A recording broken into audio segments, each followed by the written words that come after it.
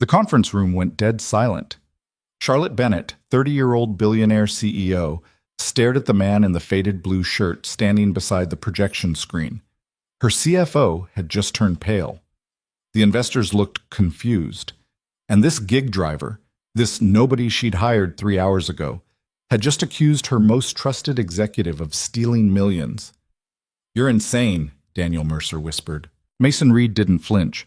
He simply pointed at the screen where routing codes glowed in damning patterns. "Then explain why every failed shipment matches your maintenance windows. Want to see how this impossible morning unraveled?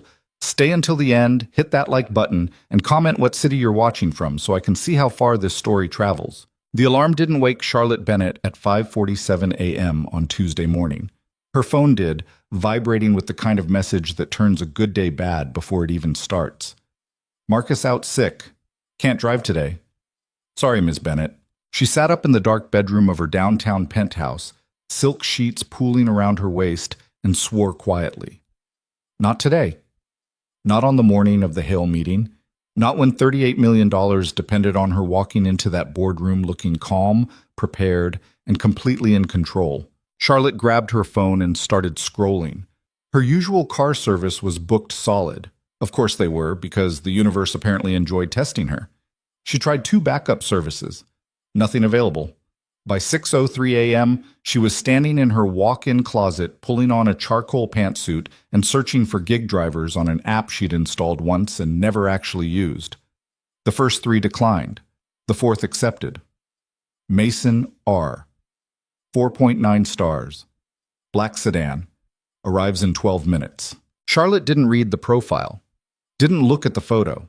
She had exactly 47 minutes to get downtown, review the final presentation, and make sure every executive knew their talking points before Victor Hale arrived with his team of lawyers and financial analysts who would dissect Bennett Meridian logistics like they were performing an autopsy. She made coffee, checked her email, responded to 6 urgent messages. When her phone buzzed with "driver has arrived," she was already walking toward the elevator with her leather briefcase and a travel mug that cost more than most people spent on groceries. The morning air hit cold when she stepped outside. November in the city meant gray skies and wind that cut through expensive fabric like it was nothing. The black sedan idling at the curb looked older than she expected. Paint faded along the door panels, a small dent near the rear bumper. But she didn't care. A car was a car. The driver got out. He was tall, maybe 6'1", with dark hair that needed a trim and the kind of face that wouldn't stand out in a crowd. Wore a blue button-down shirt that had seen better days, sleeves rolled to his elbows despite the cold. Maybe 30, maybe 35. Hard to tell. "Ms. Bennett?" His voice was quiet. "That's me." She moved toward the back door. He opened it without the practiced flourish her regular driver used, just a simple pull and step aside. Charlotte slid into the back seat. The interior smelled like coffee and something else. Vanilla air freshener, maybe, the cheap kind. "Meridian Tower, downtown," she said, already pulling out her tablet. "Yes, ma'am." The door closed. He got back in the front, adjusted the mirror, pulled into traffic. Charlotte stopped paying attention to him entirely. She had work to do. The presentation looked good. Her head of operations, Kim Torres, had sent the updated revenue projections at midnight. The numbers were solid. 18-month growth trajectory, expansion into 3 new regional markets, infrastructure investments that would triple cold chain capacity by next quarter. Victor Hale was a smart investor, careful, the kind who asked questions that exposed weakness. But there wasn't any weakness to expose. Not this time. Her phone rang. Daniel Mercer, her CFO. "Tell me something good," Charlotte said. "Depends on your definition." Daniel's voice came through tight, stressed. "We've got a situation with the northern shipment." Charlotte felt something cold drop in her chest. "What kind of situation?" "Temperature logs from the refrigerated trucks show a system failure overnight.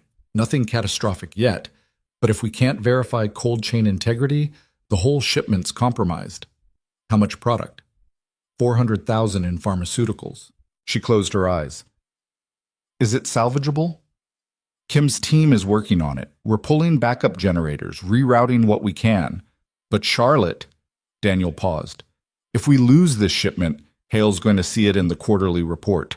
That's not the kind of operational stability we've been selling." Then don't lose it. She kept her voice level.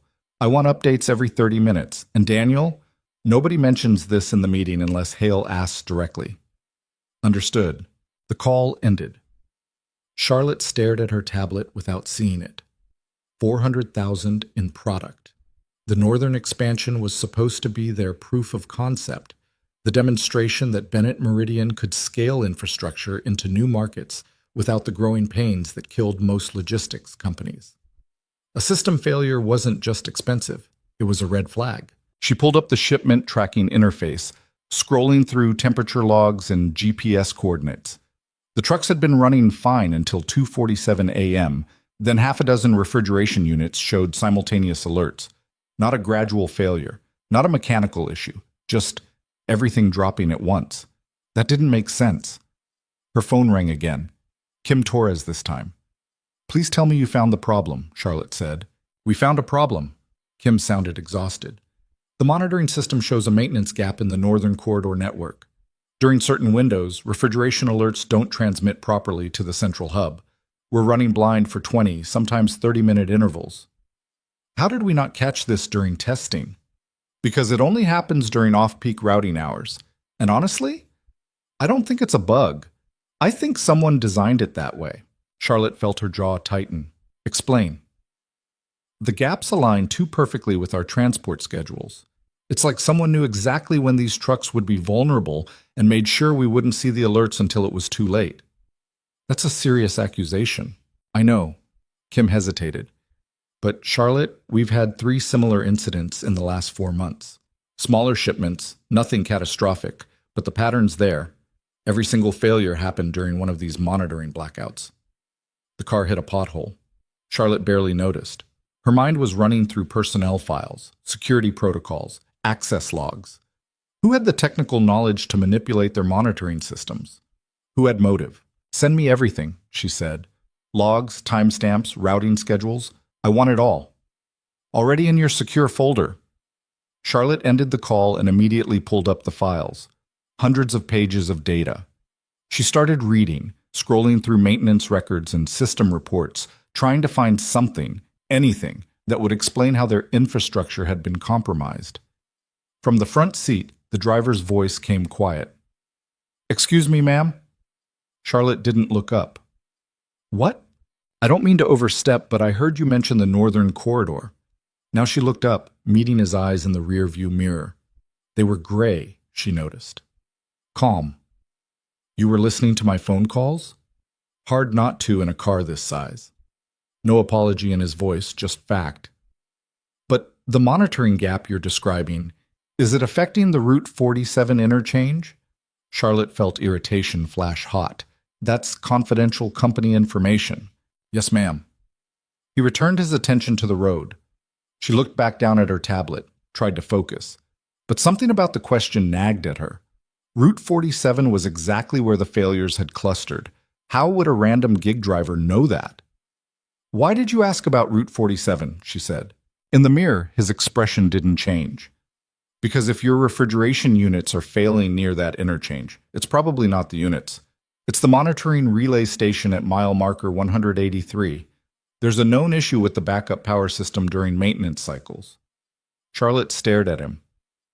A known issue. Yes, ma'am. And you know this how? He was quiet for a moment, navigating around a delivery truck. Then, I used to work in logistics infrastructure before. Before what? Before other things became more important. She should have dropped it, should have ignored him, and gone back to her files. But Kim's words kept echoing in her head. I think someone designed it that way. And this driver had just identified the exact technical vulnerability her entire operations team had missed. What's your background? Charlotte asked. Does it matter? Humor me. He glanced at her in the mirror again. Systems engineering, specialized in cold chain logistics and transport monitoring architecture. Worked for Hartwell Global for 6 years, then went independent. That was a long time ago.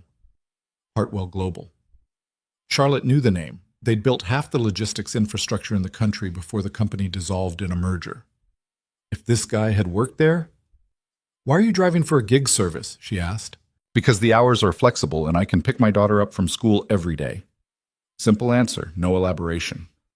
Charlotte looked down at the file Kim had sent, found the technical specifications for their monitoring network. It had been built on modified Hartwell architecture. She knew that much from the company history.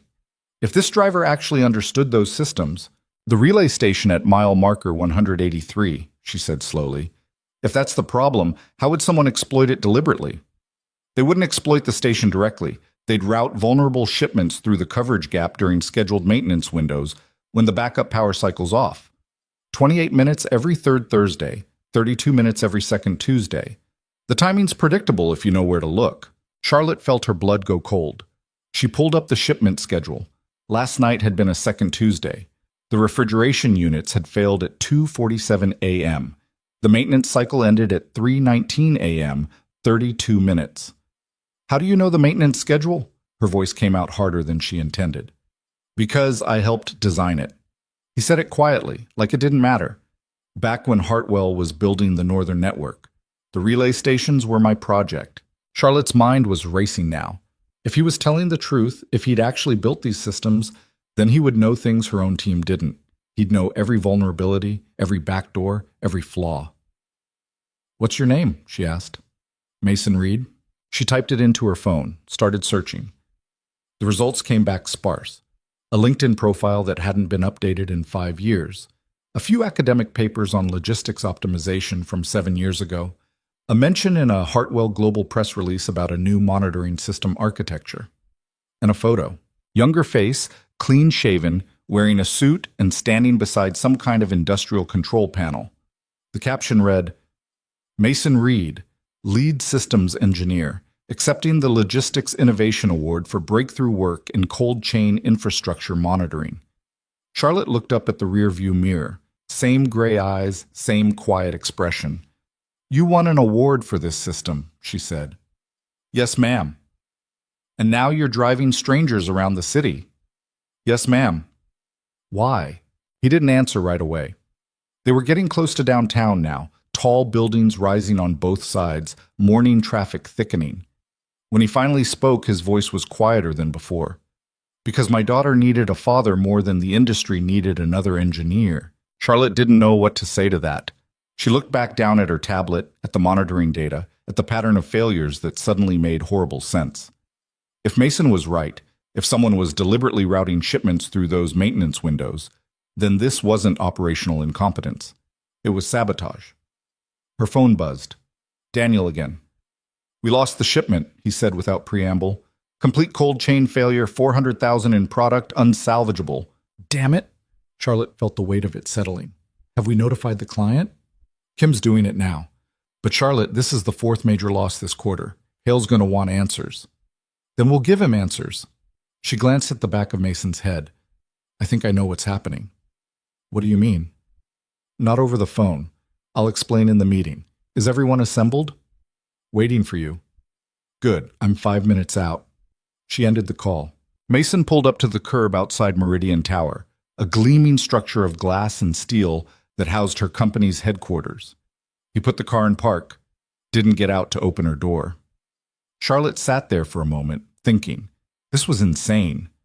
She was about to walk into the most important investor meeting of her career, and her only lead on what might be systematic fraud inside her company had come from a gig driver she'd hired 40 minutes ago. Mr. Reed, she said. Yes, ma'am. What would you do if you were trying to identify who's routing these shipments through the monitoring gaps? He was quiet for a moment. Then, I'd look at who has access to both the routing system and the maintenance schedules. It's a small overlap. Maybe 3-4 people in your entire company. And if I wanted to prove it, you'd need the system logs. Original timestamps, not the clean data your operations team sees. The monitoring network keeps a hidden backup. It's buried in the security architecture. Most people don't even know it exists. If someone's been manipulating shipments, that backup will show every change they made. Charlotte opened her door, stepped out into the cold morning air. She looked back through the open door at Mason, still sitting quietly in the driver's seat. How much are you making today driving for the gig service? Depends on how many rides I get. Maybe $100 if it's busy. Cancel your other rides, she said. Come upstairs with me. I'll pay you $10,000 to spend the next 3 hours explaining exactly how someone is destroying my company. Mason turned in his seat, looking at her directly for the first time. His expression was unreadable. "Ma'am, I appreciate the offer, but I have to pick up my daughter at 3:30. I can't miss that." "Then help me until 3 and leave." Charlotte pulled out her phone. "What's your Venmo?" "This isn't a good idea." "Why not?" "Because if I'm right about what's happening, you're about to discover that someone you trust has been stealing from you for months. That's not the kind of thing you want to learn from a stranger. Better a stranger than staying blind." She met his eyes. "Please, I need someone who understands these systems. My team missed this. You caught it in a 10-minute car ride." Mason was quiet for a long moment. Then he turned off the car, pocketed the keys, and opened his door. 3:00, he said. Not a minute later, they walked into the building together. The billionaire CEO in her expensive suit and the gig driver in his faded blue shirt. The lobby security guard looked confused but stepped aside when Charlotte nodded. The elevator ride up to the executive floor was silent. When the doors opened, Charlotte's assistant Lisa looked up from her desk, saw Mason, and frowned. "Ms. Bennett, the Hale team is waiting in conference room A. Everyone's asking. Tell them I'm bringing in a technical consultant. 5-minute delay." "A consultant? We didn't have anyone scheduled." "It's handled, Lisa." Charlotte kept walking, Mason following a step behind. The executive floor was all glass walls and modern furniture, the kind of space designed to project success and control. Through the transparent walls of conference room A, Charlotte could see her team assembled. Daniel Mercer reviewing notes on his laptop, Kim Torres looking exhausted, 3 other department heads, and Victor Hale himself, 60 years old, silver hair, expensive suit, sitting at the head of the table with 2 lawyers flanking him. They all looked up when Charlotte entered. "Gentlemen, ladies, I apologize for the delay."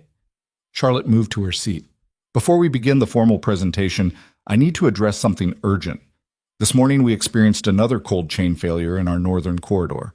400,000 in product loss." Victor's expression didn't change. "Another failure." "Yes, which is why I've brought in someone who understands our infrastructure better than anyone in this room." She gestured to Mason, still standing near the door. "This is Mason Reed. He designed the original monitoring architecture our entire northern network is built on." Daniel looked at Mason, then at Charlotte. "I don't understand. We have an entire operations team." "Your operations team missed a critical vulnerability." Charlotte pulled up the monitoring data on the conference room screen. "Mr. Reed, would you explain what you told me in the car?" Every eye in the room turned to Mason. He stood there in his faded shirt, looking completely out of place among the suits and lawyers, and for a moment Charlotte wondered if she'd just made a catastrophic mistake. Then Mason walked to the screen. "Your monitoring network has scheduled maintenance windows," he said quietly. "During those windows, backup power cycles through the relay stations. For 20 to 30 minutes, refrigeration alerts don't transmit to your central hub. If someone knew those schedules, they could route vulnerable shipments through the blind spots deliberately." Victor leaned forward. "You're suggesting sabotage." "I'm suggesting that 4 identical failures in 4 months, all occurring during predictable maintenance cycles, is statistically impossible as coincidence." Kim was already pulling up her laptop. "He's right. I sent Charlotte the pattern this morning. Every failure aligns with maintenance windows." Daniel's face had gone carefully neutral. "That doesn't prove sabotage. It could be a design flaw we haven't caught." "It's not a flaw," Mason said. "I built these systems. The maintenance cycles are intentional. They're necessary for network stability, but they're also documented in the technical specifications. Anyone with access to those specs and the routing system could exploit the gap." Charlotte watched Daniel's reaction carefully, saw the slight tension in his jaw, the way his fingers stopped moving on his laptop. "Who has that access?" Victor asked. "In a company this size?" Mason moved to the screen, started navigating through the monitoring interface like he'd built it yesterday, which, Charlotte realized, he essentially had. "Maybe 4 people. Whoever manages your routing algorithms, whoever handles maintenance scheduling, and whoever has administrative access to both systems." He pulled up a log file Charlotte had never seen before. Lines of code and timestamps filled the screen. "This is the hidden backup I mentioned," Mason said. "It records every change made to the routing system, even if those changes are deleted from the primary database. If someone's been manipulating shipments, it'll show here." He scrolled through entries, dates, times, user IDs. Then he stopped. There, he said quietly, pointing at the screen. Charlotte leaned closer. A series of routing changes, all made between midnight and 2 a.m. over the past 4 months. Each change had moved a high-value refrigerated shipment to Route 47, scheduled to pass through mile marker 183 during the exact maintenance windows Mason had described. Every single change was logged under the same user ID.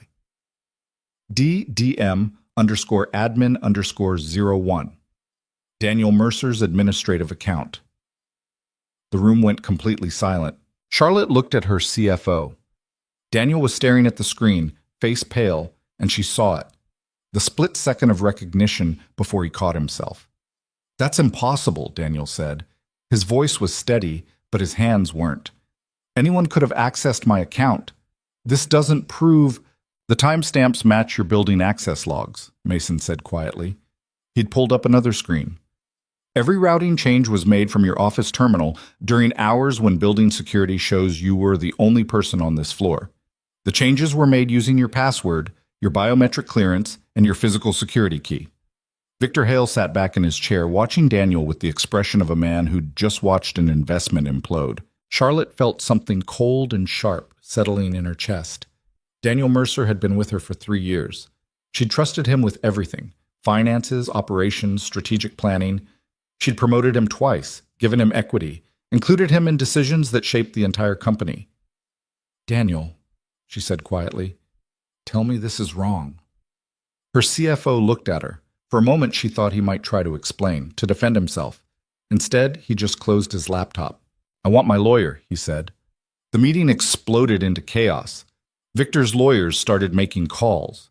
Kim looked stunned. The other executives were talking over each other, demanding explanations.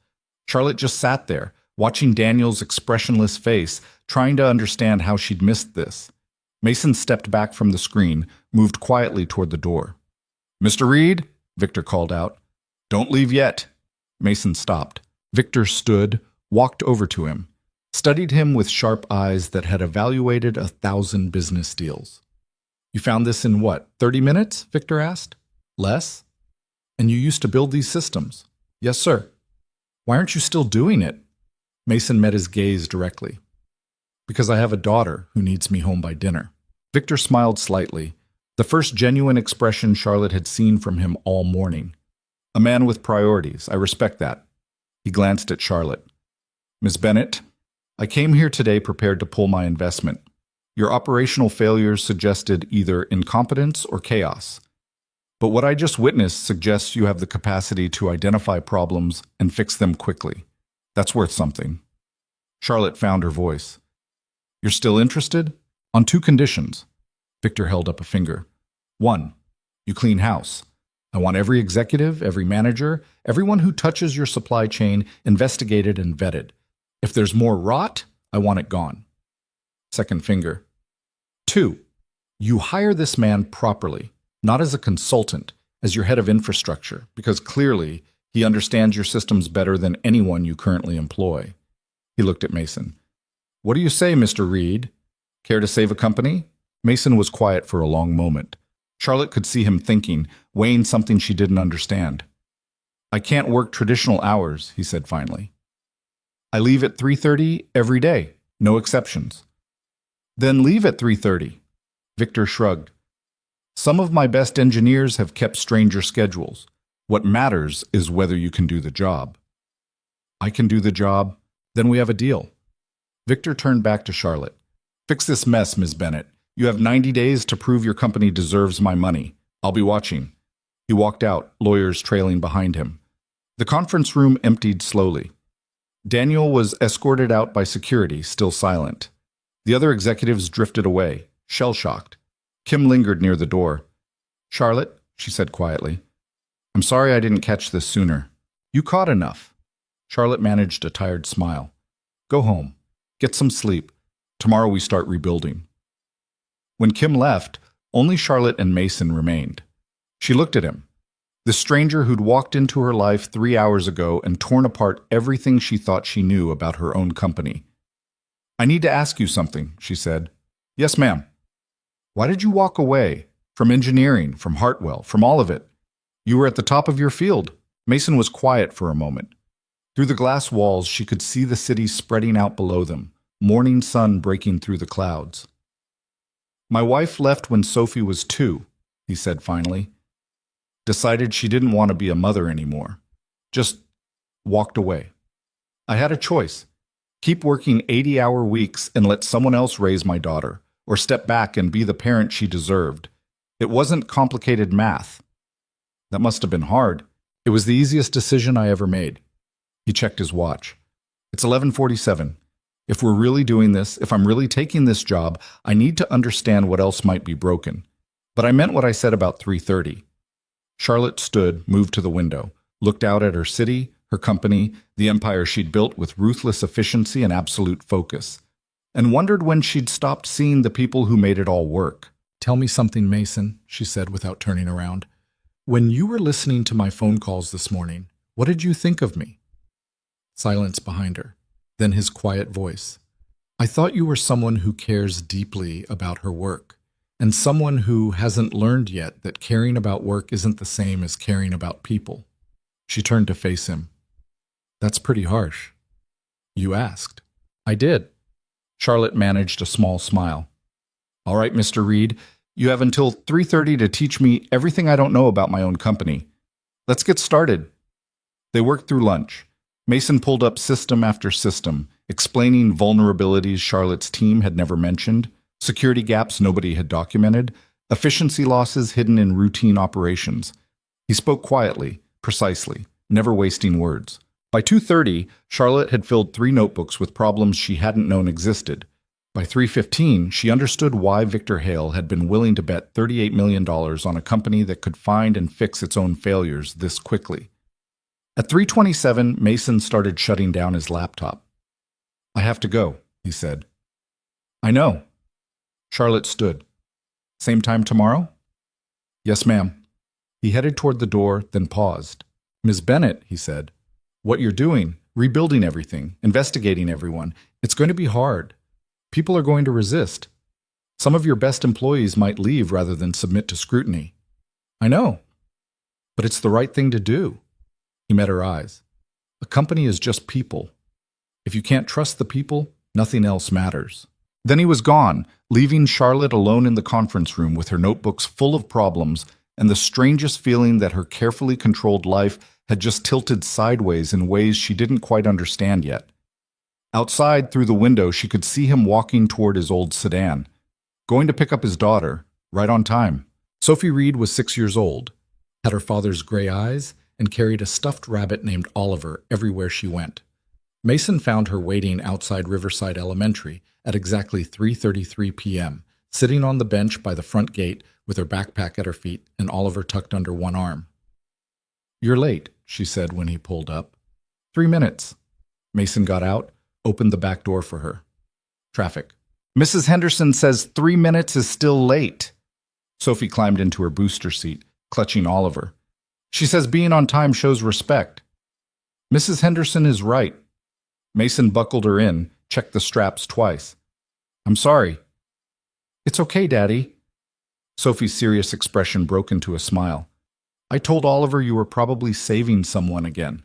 Mason froze for just a second, then kissed the top of her head. "Just helping with work stuff, baby. Nothing exciting." The drive home took 20 minutes through afternoon traffic. Sophie talked about her day, reading groups and playground drama, and how Tommy Martinez said girls couldn't play soccer, but she proved him wrong at recess. Mason listened the way he always did, asking questions, making her laugh, storing away every detail because these moments mattered more than anything that had happened in that glass conference room. Their apartment was on the 3rd floor of a building that had seen better decades. Small living room, smaller kitchen, 2 bedrooms barely big enough for beds and dressers. The paint was old and the heating was inconsistent, and sometimes the neighbors upstairs fought loud enough to wake Sophie up at night. But the rent was manageable and the landlord didn't ask questions, and it was theirs. Mason made grilled cheese sandwiches while Sophie did homework at the kitchen table. She worked carefully, forming letters with the concentration of someone who took everything seriously. When she finished, she held up the worksheet for his inspection. "Perfect," Mason said, because it was. Can we watch the space show tonight? Sophie asked. After dinner. Deal? Deal. They ate on the couch, paper plates balanced on their knees, watching a documentary about Mars rovers that Sophie had seen 4 times already, but never got tired of. When her eyes started getting heavy around 8, Mason carried her to bed, tucked Oliver in beside her, and read 3 chapters from the book about the girl who lived in a museum. Daddy? Sophie's voice was sleepy. Are you happy? The question caught him off guard. What do you mean, baby? At your job? Are you happy driving people around? Mason thought about the question, about the conference room and the monitoring systems and Charlotte Bennett's expression when she realized her CFO had been stealing from her, about the offer Victor Hale had made, head of infrastructure, real money, the kind of work he used to love. I'm happy being your dad, he said finally. That's what matters. But you could do other things too. Sophie yawned. Mrs. Henderson says grown-ups can have jobs and be happy. You don't have to pick just one. Mrs. Henderson is very smart. I know. Sophie's eyes were closing. Love you, Daddy. Love you too, sweetheart. He sat there in the dark for a while after she fell asleep, listening to her breathe, thinking about choices and sacrifices and whether he'd made the right ones. His phone buzzed. A text from an unknown number. This is Charlotte Bennett. Lisa got your contact info from the driver app. I need you here at 8 a.m. tomorrow. We're starting the internal audit. Your rate is $200 per hour, non-negotiable. See you in the morning. Mason stared at the message. $200 an hour was more than he'd made in a month driving. If he worked even half days until 3:30, that was $1,400 a week. $5,600 a month. Money for Sophie's college fund. Money to move somewhere better. Money to stop working 3 different gig jobs just to cover rent and groceries. He typed back, I'll be there. The next morning, Mason dropped Sophie at school and drove straight to Meridian Tower. Lisa met him in the lobby with a temporary security badge and a tablet. Ms. Bennett is already in her office, Lisa said, walking him toward the elevators. Fair warning, she's been here since 6 and she's had about 40 cups of coffee. The woman runs on pure anxiety and spite. Good to know. Also, Daniel Mercer's lawyer served us with papers this morning. He's claiming wrongful termination and defamation. Says we falsely accused him of fraud with insufficient evidence. The elevator doors opened. Mason stepped inside. The evidence was pretty clear. Yeah, well, his lawyer disagrees. Lisa handed him the tablet. Everything you need is on here. System access, employee files, financial records. Ms. Bennett wants you to go through the entire infrastructure team with a microscope. Charlotte's office was on the top floor, floor-to-ceiling windows overlooking the city, modern furniture that probably cost more than Mason's car. She was standing at her desk, talking on the phone, and gestured him in without breaking conversation. I don't care what the insurance company says, Victor, she was saying. We lost $400,000 in product due to deliberate sabotage. That's not operational failure, that's criminal activity, and they need to process the claim. Pause. Yes, I understand their position. Tell them to understand mine. She ended the call, looked at Mason. You're early. You said 8. Most people interpret that as 8:15. Charlotte grabbed a coffee mug from her desk. I like early. Coffee? I'm good. Suit yourself. She moved to the window, stared out at the city. Daniel's lawyer is trying to bury us in motions. My board is panicking. 3 executives have already asked for emergency meetings to discuss leadership stability. And Victor Hale called at midnight to remind me I have 89 days left to prove this company isn't imploding. Sounds stressful. It's fantastic. She turned and Mason saw something fierce in her expression. For 3 years I trusted the wrong person. He stole from me, sabotaged my company, and I missed it completely. So now I get to tear apart everything and rebuild it right. You know what that feels like? Like having control again. Exactly. Charlotte set down her coffee. I need you to audit every single person who touches our logistics systems. I want to know who has access, who knows the vulnerabilities, who might be working with Daniel. Can you do that? Yes? How long? Mason thought about it. Depends how deep you want me to go. Surface level, maybe a week. Complete forensic analysis, 3 weeks minimum. You have 10 days. Charlotte pulled up a spreadsheet on her computer. These are the names I'm most concerned about. Start there. Mason looked at the list. 15 people, ranging from senior engineers to operations managers. He recognized some of the names from yesterday's files. Some of these people have been with you for years, he said. I know. Investigating them is going to create resentment. People don't like being treated as suspects. I don't care. Charlotte's voice was flat. Daniel proved I can't trust my own judgment, so I'm trusting data instead. Find me proof they're clean or find me proof they're dirty. Either way, I want to know. Mason spent the next 6 hours buried in system logs, access records, and financial data. Charlotte had given him a small office down the hall, windowless, barely big enough for a desk and chair, and he'd converted it into a command center. 3 monitors running different analysis programs, printouts covering every surface, coffee cups accumulating like evidence of time passing. Kim Torres stopped by around noon. You eat lunch? She asked from the doorway. Mason looked up, realized he'd completely lost track of time. What time is it? 12:30. Come on, I'll buy you a sandwich. The building had a cafeteria on the second floor, all glass and natural light and food that was trying very hard to be healthy. Kim ordered them both chicken wraps and found a table by the window. So you're the guy who destroyed Daniel in one morning, she said, unwrapping her food. That's quite an introduction. I just showed the data. Yeah, well, the data made him look like a criminal, which apparently he was. Kim took a bite, chewed thoughtfully. Charlotte told me you built the original monitoring systems. That true? Most of them. Why'd you leave Hartwell? Personal reasons. Kim studied him for a moment. You're not big on details, are you? Not usually. Fair enough. She pulled out her phone, showed him a photo. 2 kids, maybe 8 and 10, grinning at the camera with ice cream on their faces. That's why I work here. Single mom, 2 elementary schoolers, college funds that aren't going to fill themselves. Everyone's got their reasons. Mason understood what she was really asking. I'm not here to make people's lives harder. I'm just trying to make sure the systems are secure.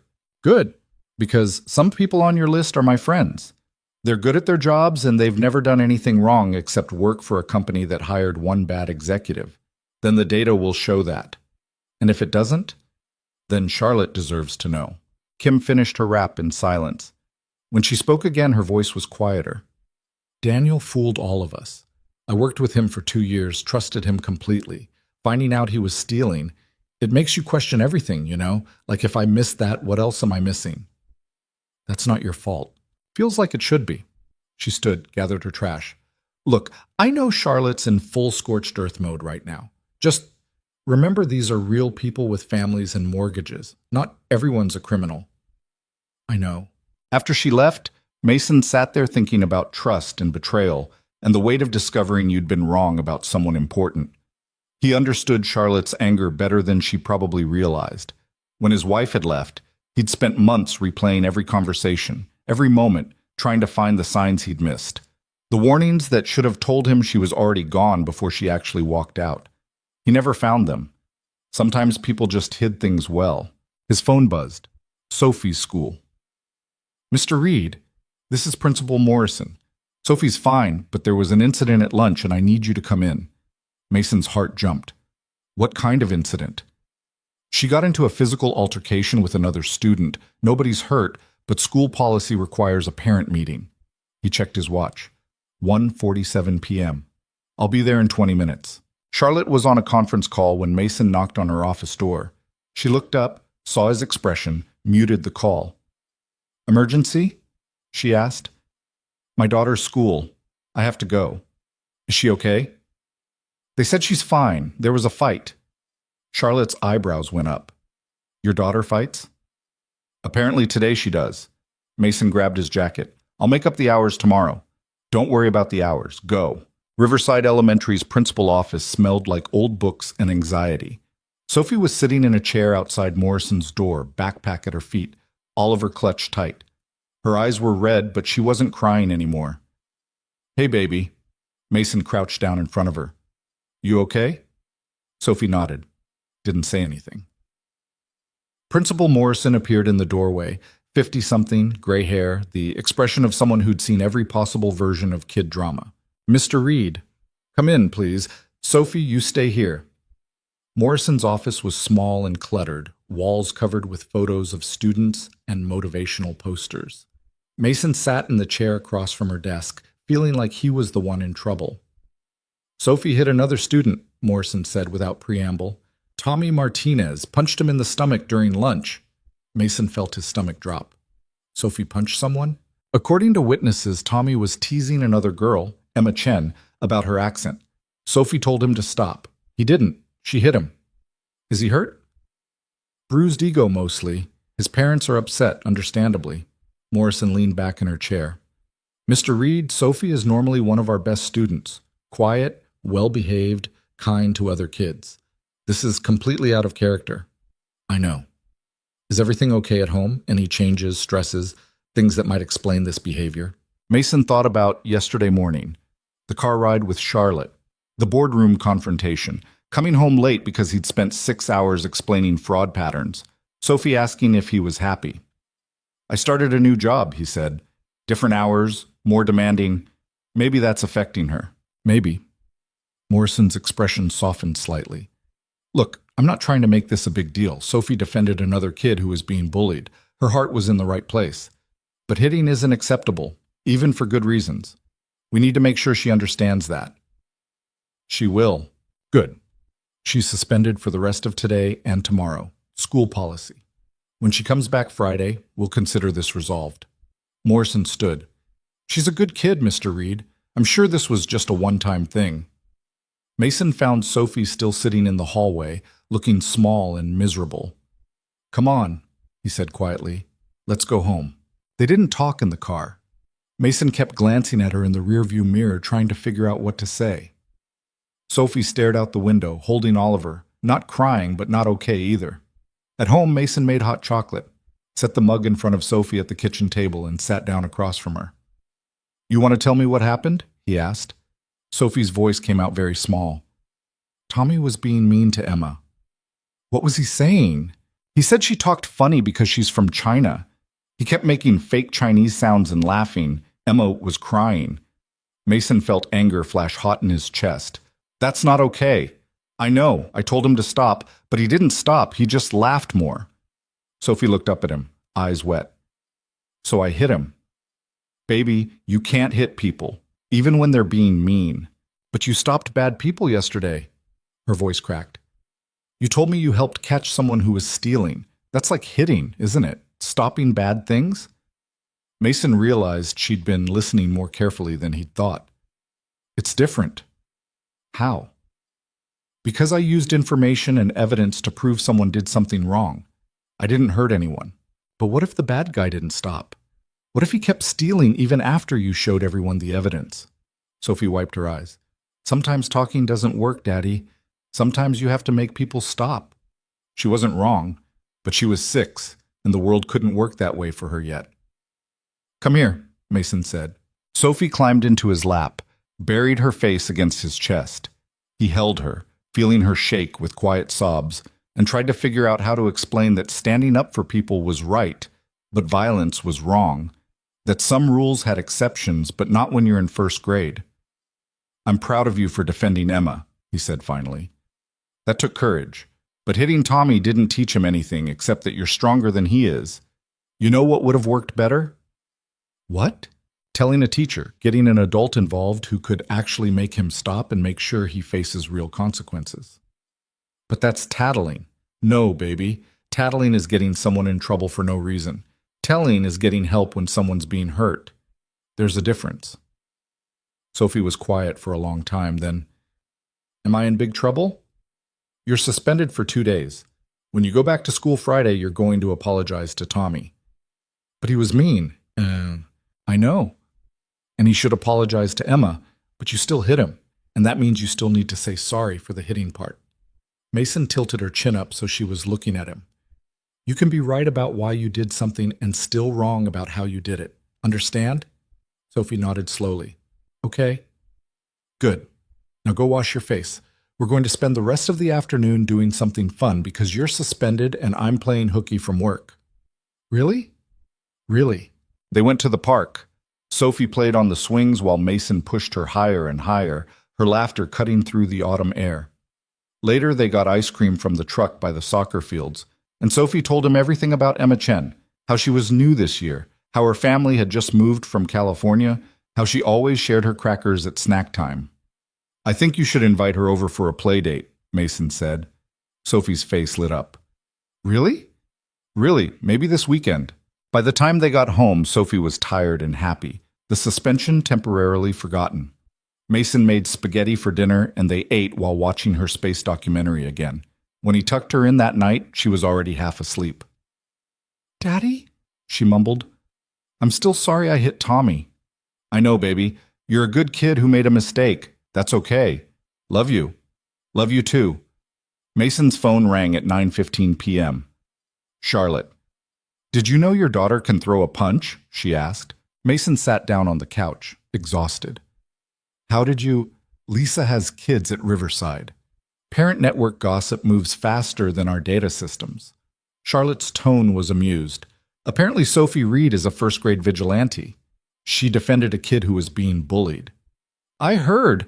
I also heard you spent the afternoon at the park instead of finishing the audit." "Yeah, I'll make it up." "Stop." Charlotte's voice was firm. "I told you to go. Family first. I meant it." Mason didn't know what to say to that. "Listen," Charlotte continued, "I need to tell you something. Daniel's lawyer subpoenaed our security footage from Tuesday. They're trying to prove we brought in an unauthorized consultant to manufacture evidence against their client." "That's insane." "That's expensive legal defense strategy. They're going to argue you had access to the systems. You could have planted the routing changes yourself, and we're using you as a scapegoat to cover our own operational failures." Mason felt cold settle in his stomach. Can they make that stick? Not if our lawyers are worth what we pay them. But it means you're going to be deposed. They'll ask about your background, your employment history, why you left Hartwell, everything. She paused. "I need to know if there's anything in your past that could hurt us." "Like what?" "Like any reason someone could claim you're not credible. Lawsuits, bankruptcies, criminal record, professional disputes, anything." Mason thought about the divorce papers that had labeled him an absent father because he worked too much. Thought about the custody hearing where his ex-wife's lawyer had painted him as emotionally unavailable and career-obsessed. Thought about walking away from Hartwell before they could fire him for refusing to travel after Sophie was born. "Nothing criminal," he said finally. "My divorce was messy. My ex claimed I prioritized work over family, then left because I stopped prioritizing work. There's irony in there somewhere." "Any chance she'd testify against you?" "No idea. We haven't spoken in 4 years." Charlotte was quiet for a moment. "Okay. I'll have our lawyers prepare for that possibility. In the meantime, keep doing what you're doing. The audit is more important than Daniel's legal theater." "Charlotte?" "Yeah? Why are you trusting me with this? You don't actually know me. For all you know, Daniel's lawyer is right, and I'm just some guy who manipulated his way into your company." She laughed, short and sharp. "You want to know the truth? I don't trust easily. Never have. I evaluate people based on what they do, not what they say. And what you did was find a massive fraud in 30 minutes, help me expose it, then leave at 3:30 to pick up your kid. That tells me everything I need to know about your priorities." She paused. "Plus, Sophie punched a bully for the right reasons. I respect that." After she hung up, Mason sat in the dark living room, thinking about trust and credibility and how quickly everything could fall apart. He'd spent 5 years building a quiet, safe life for Sophie. Working jobs that didn't matter, staying invisible, making sure nobody looked too closely at the brilliant engineer who'd walked away from everything.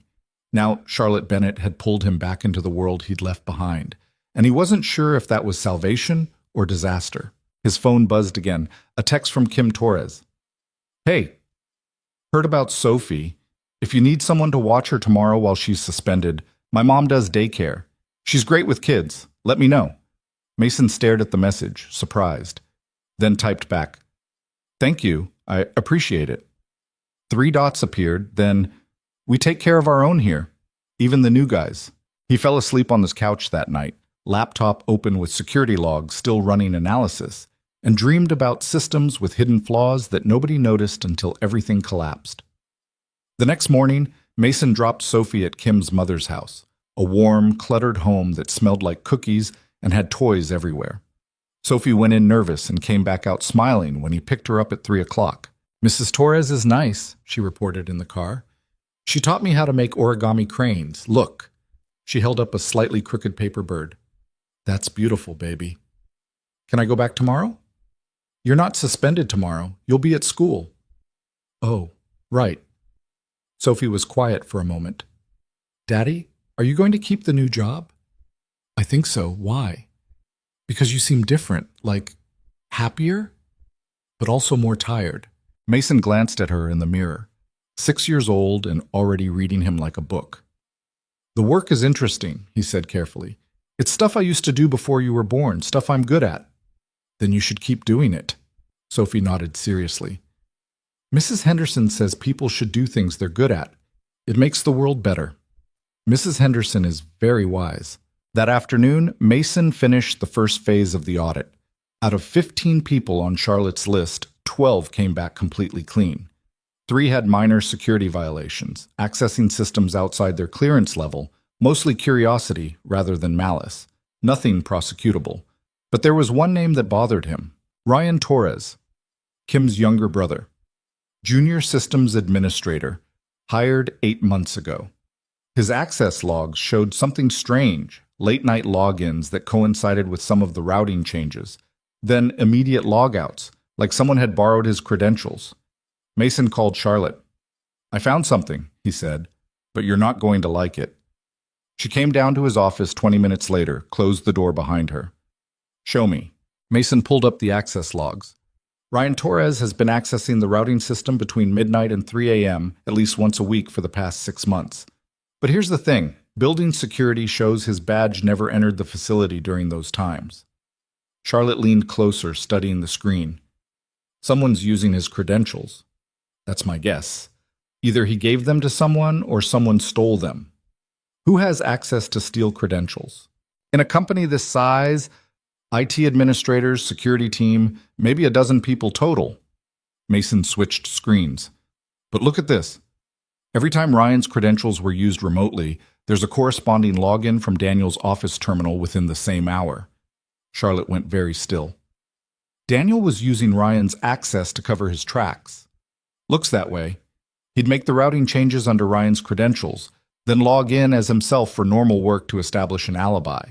So Ryan's innocent. Probably, but we need to interview him to be sure. Charlotte pulled out her phone, called Kim. I need to talk to your brother, today. Can you get him to my office in an hour? Pause. No, he's not in trouble, just need to verify some information. Another pause. Thanks. She ended the call, looked at Mason.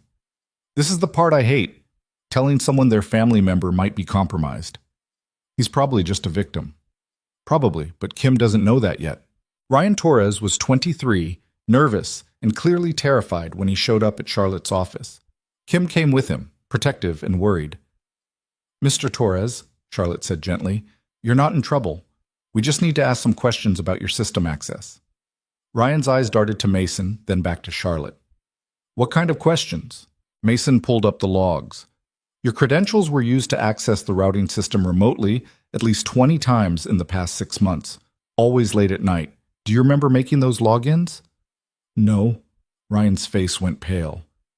I mean, I work late sometimes, but from home, and I wouldn't access routing. That's not my department. Did you ever share your password with anyone? No, never. That's against policy. Did you ever leave your credentials written down anywhere, maybe in your desk or on your computer? Ryan thought about it. There's a password manager on my work laptop. I left the laptop in the office a few times when I went home sick, but it's password protected.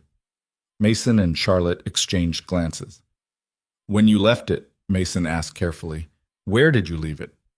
Usually locked in my desk drawer, sometimes just on my desk if I was planning to come back the next morning. Kim made a soft sound. Ryan, please tell me you didn't... I didn't think anyone would touch it. Ryan looked miserable. It's the office. We're all supposed to trust each other. Charlotte's expression softened. Mr. Torres, I don't think you did anything wrong. I think someone exploited your trust. That's not your fault. But if my credentials were used for something illegal, then we'll prove you weren't the one using them. Charlotte looked at Mason. Can we do that? Already did. Mason pulled up another screen. Every remote login under Ryan's credentials came from an IP address registered to Daniel Mercer's home internet. Ryan's home IP is different. Plus, the keystroke patterns don't match. Daniel typed faster, made different common errors. Digital fingerprints. Ryan looked like he might cry from relief. So I'm not going to get fired? No, Charlotte said firmly. But we are going to reset all your credentials and implement two-factor authentication across the entire company. This shouldn't have been possible. After Ryan and Kim left, Charlotte sank into her chair, exhausted. How many other Ryans are there? She asked. How many people trusted the wrong person because I created a culture where we were all supposed to trust each other blindly? Trust isn't bad, Mason said, but verification is better. That's depressing. That's realistic. Charlotte looked at him for a long moment. You know what I realized today? I spent 3 years building this company, and I don't actually know most of the people who work here. I know their performance metrics and their quarterly reviews, but I don't know if they have kids or what makes them happy or whether they feel safe coming to work every day. You can't know everyone in a company this size. Maybe not, but I should know the people I'm asking to trust me. She stood, moved to the window. Tomorrow, I'm starting mandatory one-on-ones with every executive and department head. Not about work, about them. Who they are, what they need, whether they feel supported. That's going to take a lot of time. Then I'll make time. Charlotte turned back to him. You do this naturally, don't you? See people as people, not resources. I have a 6-year-old who punches bullies. I don't have a choice. Charlotte smiled, the first real smile he'd seen from her in 2 days. How is Sophie? Suspended and learning origami. Sounds like she's handling it better than most adults handle consequences. Mason checked his watch. 3:18 p.m. I need to go. I know. Same time tomorrow? Yeah. He grabbed his jacket, then paused at the door. Charlotte, what you said about knowing your people. That's good leadership. Don't let Daniel's betrayal make you think caring is weakness. Is that what you tell Sophie when she gets hurt? Something like that. He left her standing at the window, looking out at her empire, and wondered if she understood yet that companies weren't built with money and strategy. They were built with trust that had to be earned every single day, one person at a time. The deposition happened on a Wednesday morning in a conference room that smelled like expensive leather, and the kind of tension that comes before something breaks. Daniel Mercer's lawyer was a woman named Patricia Vance, 50-something with steel gray hair and the expression of someone who ate witnesses for breakfast. Mason sat across the table from her with Charlotte's attorney beside him, a younger guy named Marcus Webb, who'd spent the previous hour explaining that the best strategy was to answer questions simply and not volunteer extra information. Just tell the truth, Marcus had said. Don't try to outsmart her. Now, Patricia was arranging papers in front of her with the deliberate slowness of someone establishing dominance. The court reporter sat ready at the end of the table. Daniel himself was absent, his right to avoid watching his former company dismantle his defense. Mr. Reed, Patricia began, voice smooth as glass. Let's start with your credentials. You claim to have designed the monitoring systems that Bennett Meridian Logistics currently uses. Is that correct? I helped design them, yes. Helped, not designed. I was lead systems engineer on the project. I had a team of 8 people working under me. At Hartwell Global. Yes, a company that no longer exists. It was acquired and dissolved in 2019. Patricia made a note. And when did you leave Hartwell? August 2020. Why did you leave?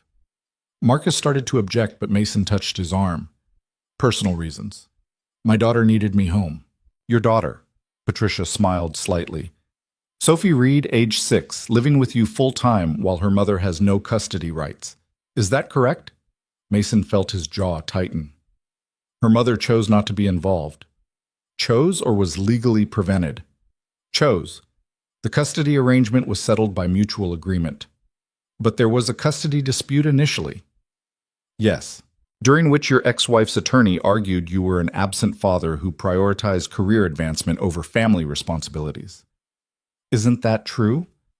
Charlotte's hand moved slightly on the table beside him. Mason kept his voice level. That was her attorney's argument. The judge disagreed. The judge awarded you full custody after you quit your high-paying job and started driving for gig services. Patricia leaned forward.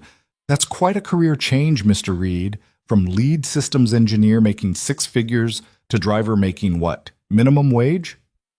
I make enough to support my daughter. Do you? Patricia pulled out a document. According to your tax returns from last year, you earned $32,000. Is that correct? Yes. That's barely above the poverty line for a household of two. Marcus cut in. Relevance, counselor? I'm establishing Mr. Reed's financial situation at the time he was hired by Bennett Meridian.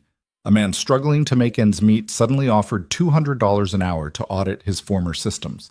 That's quite an incentive to find problems where none exist. I found problems that were already there, Mason said quietly. Or created them. Patricia's voice was sharp now. You had complete access to Bennett Meridian's systems. You understood the architecture better than anyone currently employed there. How do we know you didn't plant the evidence against my client? Because the timestamps predate my involvement by months. Timestamps that you claim to have found in a hidden backup system that nobody else knew existed. A system you supposedly designed years ago. She pulled out another document. Convenient that the only person who could access this evidence is the same person who benefits financially from its discovery. Mason looked at Marcus, who nodded slightly. Let her finish. Mr. Reed, did you have any contact with my client prior to November 12th? No. Never met him? Never spoke with him? I drove Ms. Bennett to a meeting where he was present. That was our only interaction.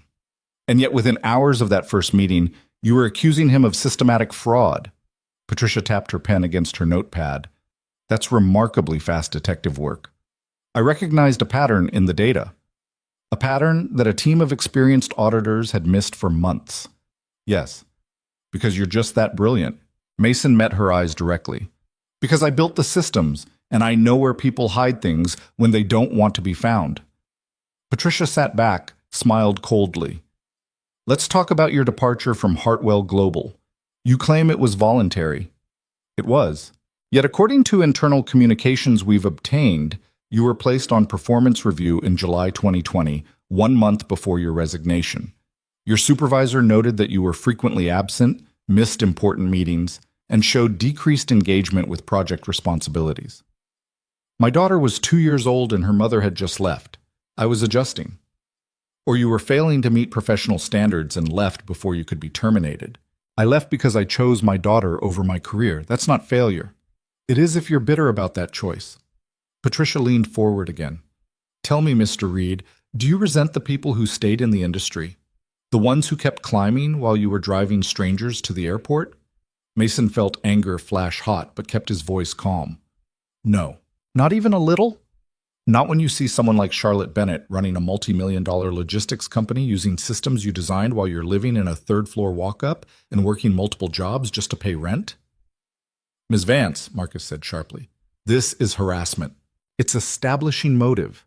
Patricia didn't look away from Mason. You had the knowledge, the access, and the financial incentive to manufacture evidence against my client. And you had the resentment to want to hurt the people who succeeded where you didn't. That's not what happened. Then what did happen? You expect us to believe you just happened to be driving Ms. Bennett that morning? That you just happened to overhear information about system failures? That you just happened to identify fraud that had gone undetected for months? She paused. That's a lot of coincidence, Mr. Reed. Sometimes coincidences happen. Or sometimes struggling single fathers accept questionable consulting work because they need the money and don't ask too many questions about the evidence they're being paid to find.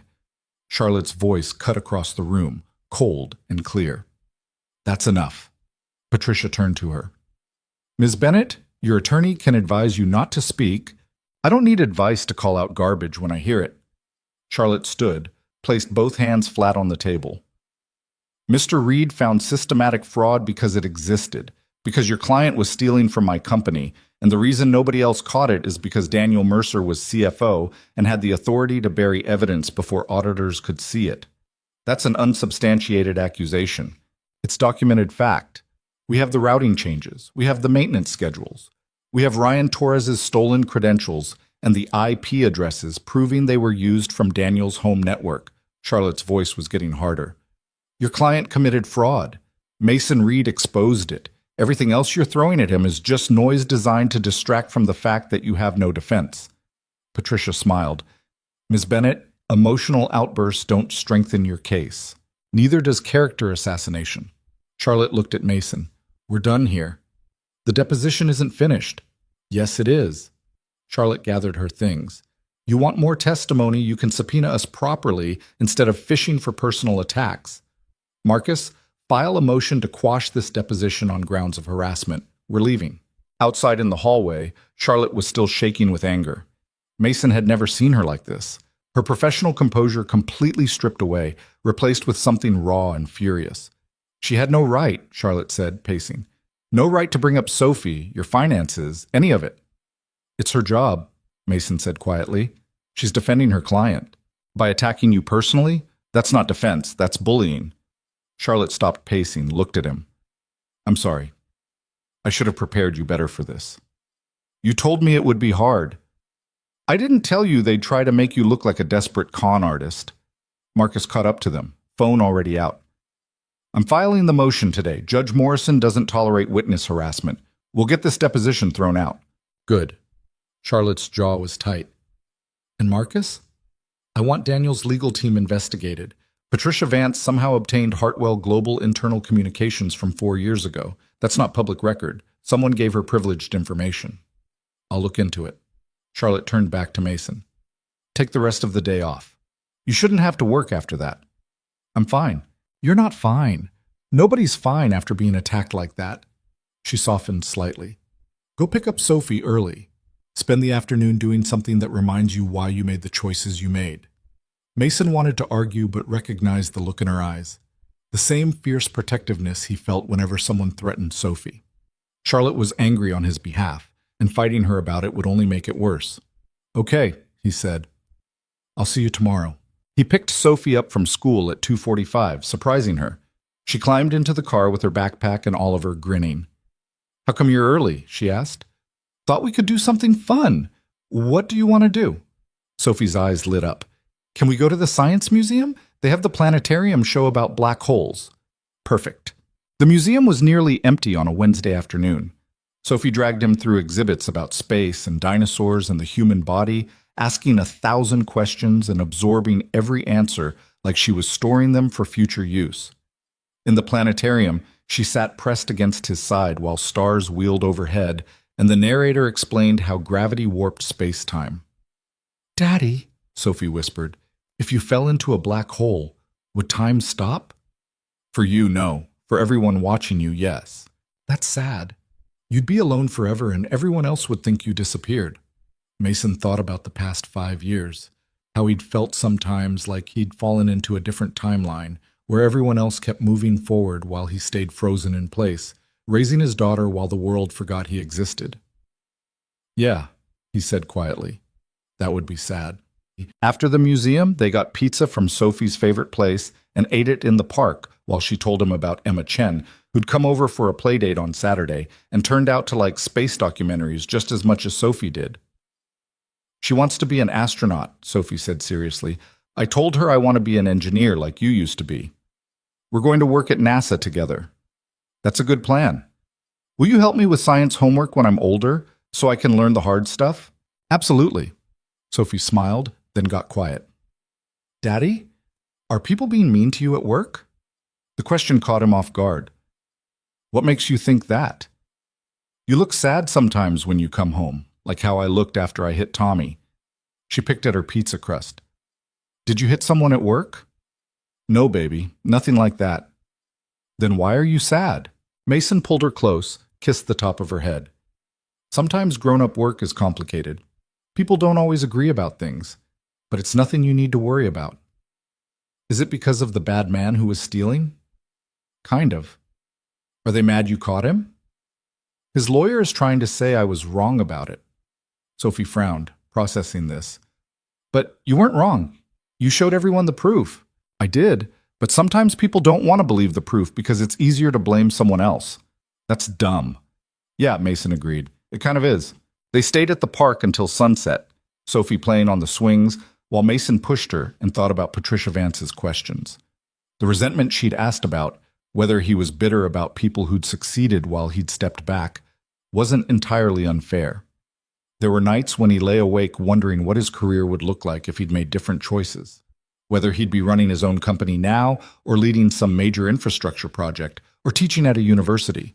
But then Sophie would wake up from a bad dream and call for him, and he'd go sit on her bed until she fell back asleep.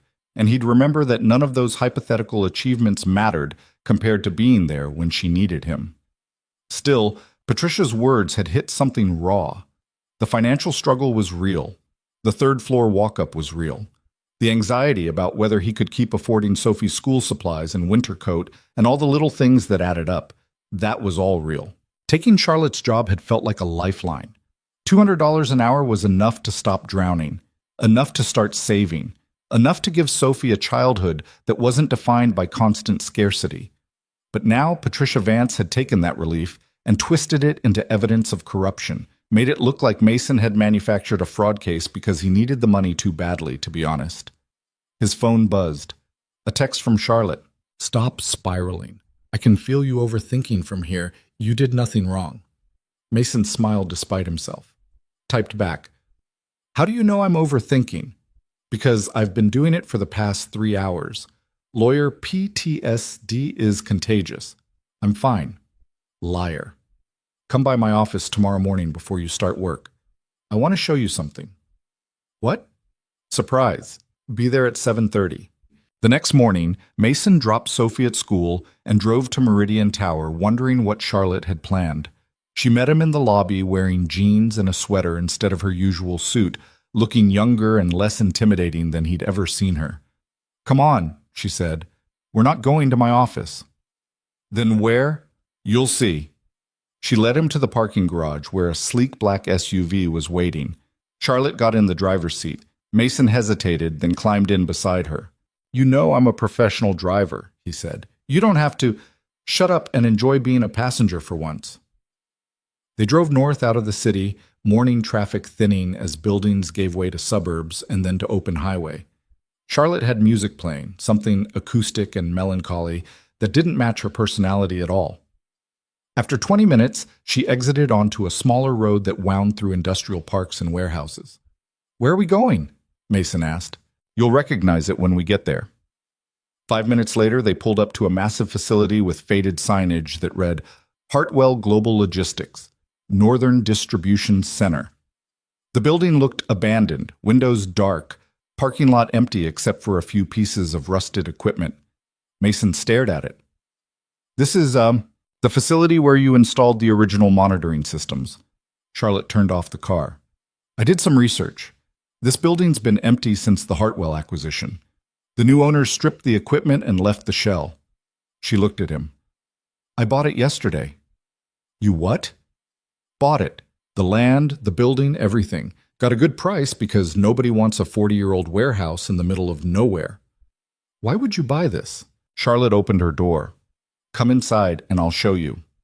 The interior was vast and echoing, sunlight streaming through high windows onto concrete floors marked with old forklift tracks and the ghosts of equipment that had been removed. Mason walked slowly through the space, remembering where control panels had been mounted, where the refrigeration units had lined the walls, where his team had spent 6 months installing the monitoring infrastructure that had won them that award. "This was my life," he said quietly. "For 6 years, I spent more time here than anywhere else." "I know." Charlotte stood beside him, looking around at the empty space. "I read the project reports. You designed something brilliant, Mason, a monitoring system that was 5 years ahead of its time. The whole industry copied it." And then I walked away. To be a father, that's not walking away. That's choosing something more important. She turned to face him. "Patricia Vance tried to make you look weak yesterday, like you failed at your career and are desperately trying to claw back relevance by sabotaging mine. That's garbage. You didn't fail. You succeeded at something harder than building systems." Mason didn't know what to say. "I brought you here," Charlotte continued, "because I want you to see what I'm planning. This facility is going to be Bennett Meridian's new northern hub. State-of-the-art cold chain storage, expanded distribution capacity, everything we need to triple our market share in this region." She paused. And I want you to design it. All of it. The monitoring systems, the security architecture, the operational flow, your vision, your standards built right this time from the ground up. Charlotte, this is a 3-year project worth $40 million. I'm offering you head of infrastructure, real title, real authority, real salary, 200,000 base plus equity. She met his eyes. And you still leave every day at 3:30 to pick up Sophie. Non-negotiable. Mason felt like the floor had shifted under him. That's insane. It's business. You're the best person for this job. I'm offering you what you're worth. I've been out of the industry for 5 years. And you still caught fraud my entire executive team missed. You still understand these systems better than anyone I could hire. Charlotte's voice was firm. I'm not offering you charity, Mason. I'm offering you a job that I genuinely need you to do. The question is whether you're ready to come back. Mason looked around the empty facility. Thought about Sophie asking if he was happy.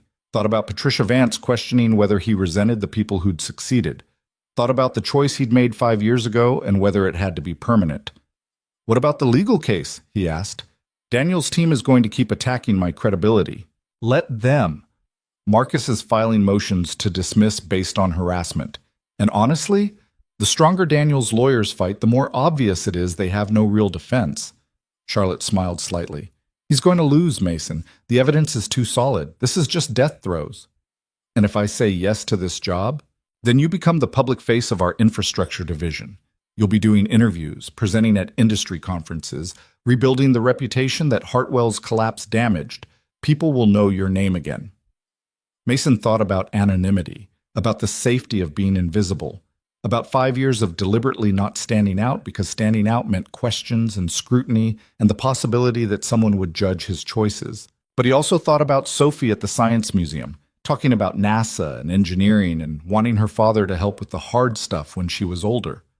About teaching her that walking away wasn't the same as giving up, that sometimes you could step back and then step forward again when the time was right.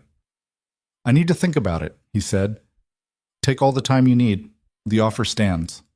Charlotte checked her watch. Come on. I'll drive you back. You've got an audit to finish. On the drive back to the city, Mason's phone rang. Marcus Webb. Good news, the lawyer said. Judge Morrison threw out yesterday's deposition, called it a fishing expedition, and sanctioned Patricia Vance for witness harassment. You won't have to testify again unless they come back with specific relevant questions. That was fast. Morrison doesn't mess around. Also, we traced how Vance got those Hartwell communications. Daniel's legal team hired a private investigator who accessed archived personnel files through questionable means. We're filing a complaint with the Bar Association. After Marcus hung up, Charlotte glanced at him. See? Told you it would work out. You couldn't have known that for sure. No. But I knew you were telling the truth, and the truth usually wins eventually. She merged onto the highway. That's the difference between you and Daniel. He spent months building lies and hoping nobody would notice. You just showed up and told the truth, even when it was hard. Back at Meridian Tower, Mason threw himself into work. The audit was almost complete. 15 people cleared, 3 with minor violations, 0 evidence of ongoing fraud. He wrote up his findings in a detailed report that Charlotte could present to the board and to Victor Hale. Kim stopped by his office around noon with coffee and a sandwich. Heard you got ambushed in that deposition, she said, setting the food on his desk. Word travels fast. Lisa told me. She's friends with Marcus's assistant. Kim sat down across from him. For what it's worth, everyone here knows you didn't manufacture anything. Daniel was good at hiding things, but he wasn't good enough. Patricia Vance thinks I had financial motive. Patricia Vance is a lawyer doing her job. Doesn't mean she believes her own arguments. Kim sipped her coffee. You know what I think? What? I think you scared her. You walked in here with no preparation, no agenda, no skin in the game, and you tore apart a fraud case in 30 minutes. That's the kind of thing that makes defense attorneys nervous because it's hard to discredit genuine competence. Mason smiled despite himself. That's generous. It's accurate. Kim stood to leave, then paused at the door. Charlotte told me about the northern facility, about her offer. I haven't decided yet. Ryan wanted me to tell you something. He said if you take the job, he'd like to work on your team. Said he wants to learn from someone who actually cares about getting things right instead of just looking good on paper. After she left, Mason sat alone in his small office, thinking about teams and trust and the weight of other people's expectations. Taking Charlotte's offer meant responsibility, not just for systems, but for people, for careers and livelihoods, and the kind of leadership that required showing up every day with answers even when you weren't sure. He'd walked away from that once because it conflicted with being the father Sophie needed. Could he do both now? His phone buzzed. A text from Sophie's school. "Mr. Reed, this is Mrs. Henderson. Sophie wrote something in class today that I thought you should see." Attached was a photo of lined paper in Sophie's careful handwriting. "My dad used to build important things that helped people. Then he stopped to take care of me. Some people think he gave up, but I think he just picked something more important. When I grow up, I want to be like him and pick the important things even when they're hard." Mason stared at the message for a long time. Then he stood up, walked down the hall to Charlotte's office, and knocked on her open door. She looked up from her computer. "That was quick thinking." "I have conditions," Mason said. "Name them." "Sophie comes first, always. If she's sick, if there's a school event, if she needs me, I'm gone. No guilt, no questions." "Agreed." "I'm not working weekends. I don't care how urgent the crisis is. Saturday and Sunday are hers." "Done. And I want the authority to build a team my way. Hire people who care about the work, not people who look good on LinkedIn. I want Kim as my deputy and Ryan on the technical team, and I want final say on everyone else." Charlotte smiled. "Anything else?" "Yeah, I want Daniel Mercer prosecuted to the fullest extent of the law. Not just civil penalties, criminal charges. He stole from you and he tried to destroy my credibility to cover it up. That's not something I'm willing to let slide quietly." Already in motion, the DA's office opened an investigation yesterday. Charlotte stood, extended her hand. "Do we have a deal, Mr. Reed?" Mason shook her hand. "We have a deal, Miss Bennett." "Good. Now get out of here. You've got an hour before school pickup, and you're going to spend it doing something other than work." Mason left the building feeling lighter than he had in days. He drove to the park where he and Sophie went sometimes, sat on a bench overlooking the playground, and called his ex-wife's number for the first time in 4 years. She answered on the third ring. "Hello?" "Jenna, it's Mason." Silence. Then, "Why are you calling?" "I wanted to let you know something. I took a new job. Real job, not gig work. Head of infrastructure for a logistics company. It's going to mean more stability for Sophie." "Okay." Jenna's voice was cautious. "That's good, I guess. I also wanted to tell you that if you ever want to see her, be part of her life, the door's open. I'm not going to keep her from you." More silence. Then Jenna's voice cracked slightly. "I don't know if I can do that." "I know, but the option's there, always." Mason paused. "She's an amazing kid, Jenna. Smart and brave and kind. You'd be proud of her." "I'm sure I would be." A pause. "Mason? I'm sorry for leaving the way I did, for making you choose between your career and being a parent. That wasn't fair." "No," Mason agreed. "It wasn't, but I'd make the same choice again." After he hung up, he sat watching kids play on the swings and thought about choices and consequences and the strange way life circled back on itself. 5 years ago, he'd walked away from everything to be Sophie's father.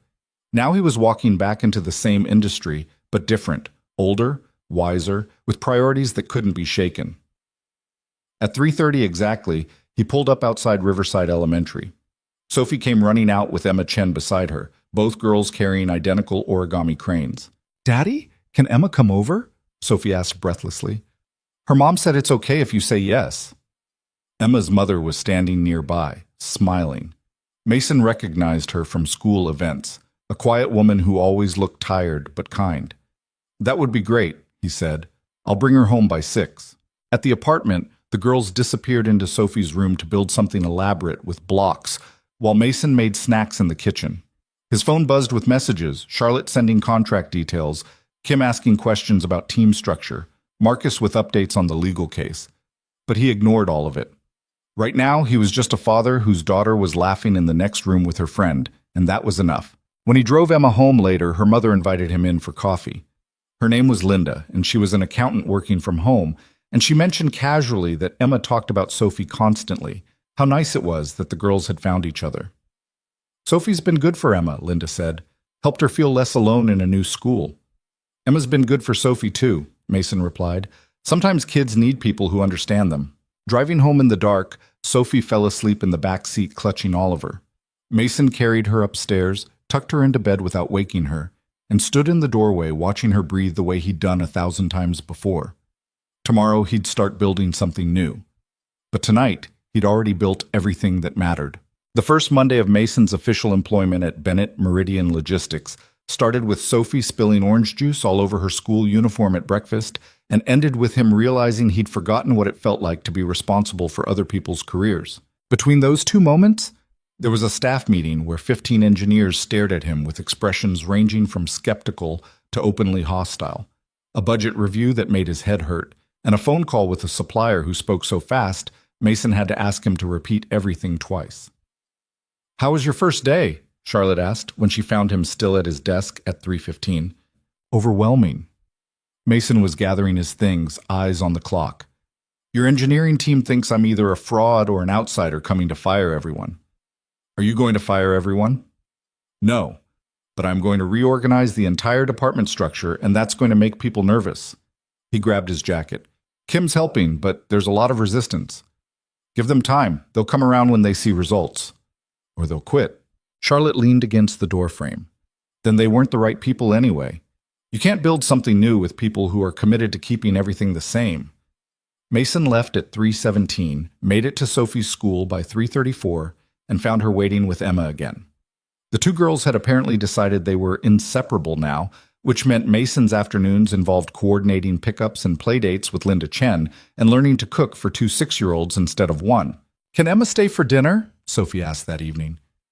"If her mom says it's okay." Linda did, and Mason found himself making spaghetti for 3 while the girls built an elaborate city out of cardboard boxes in the living room. When Linda came to pick Emma up at 7, she lingered in the doorway. "You're really good with them," she said. I've had practice."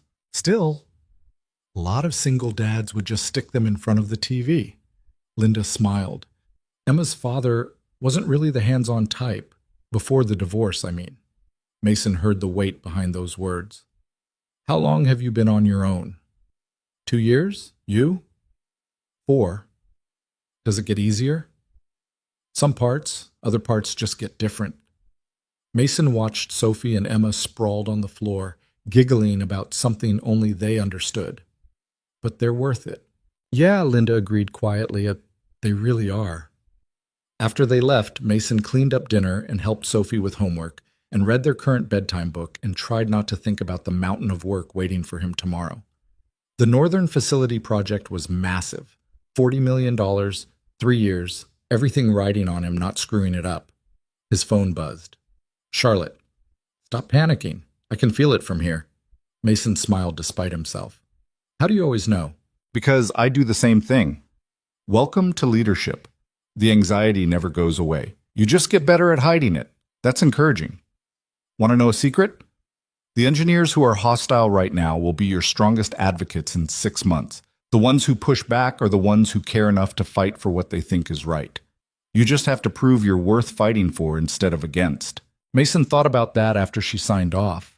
Thought about the team he was inheriting. Experienced people who'd worked under Daniel's corrupted system and didn't know yet whether Mason was there to fix things or just rearrange the deck chairs. They had every right to be suspicious. The next morning, he called a department meeting. "I know you don't trust me yet," he said, standing in front of 15 skeptical faces. "I'm the outsider who showed up out of nowhere and torpedoed your CFO. From your perspective, I could be corporate's hatchet man here to clean house. So let me be clear about something. I'm not here to fire people. I'm here to build the best infrastructure division in the industry, and I can't do that alone."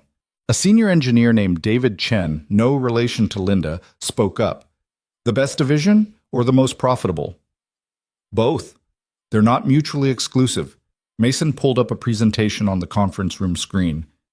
"This is the Northern Facility Project, $40 million, state-of-the-art systems, everything designed from scratch. We're going to set new standards for cold chain logistics, and every person in this room has the opportunity to be part of that. What if we don't want to be part of it?" This from a younger engineer named Sarah Park. "What if we liked how things were before? Before Daniel was stealing from the company?"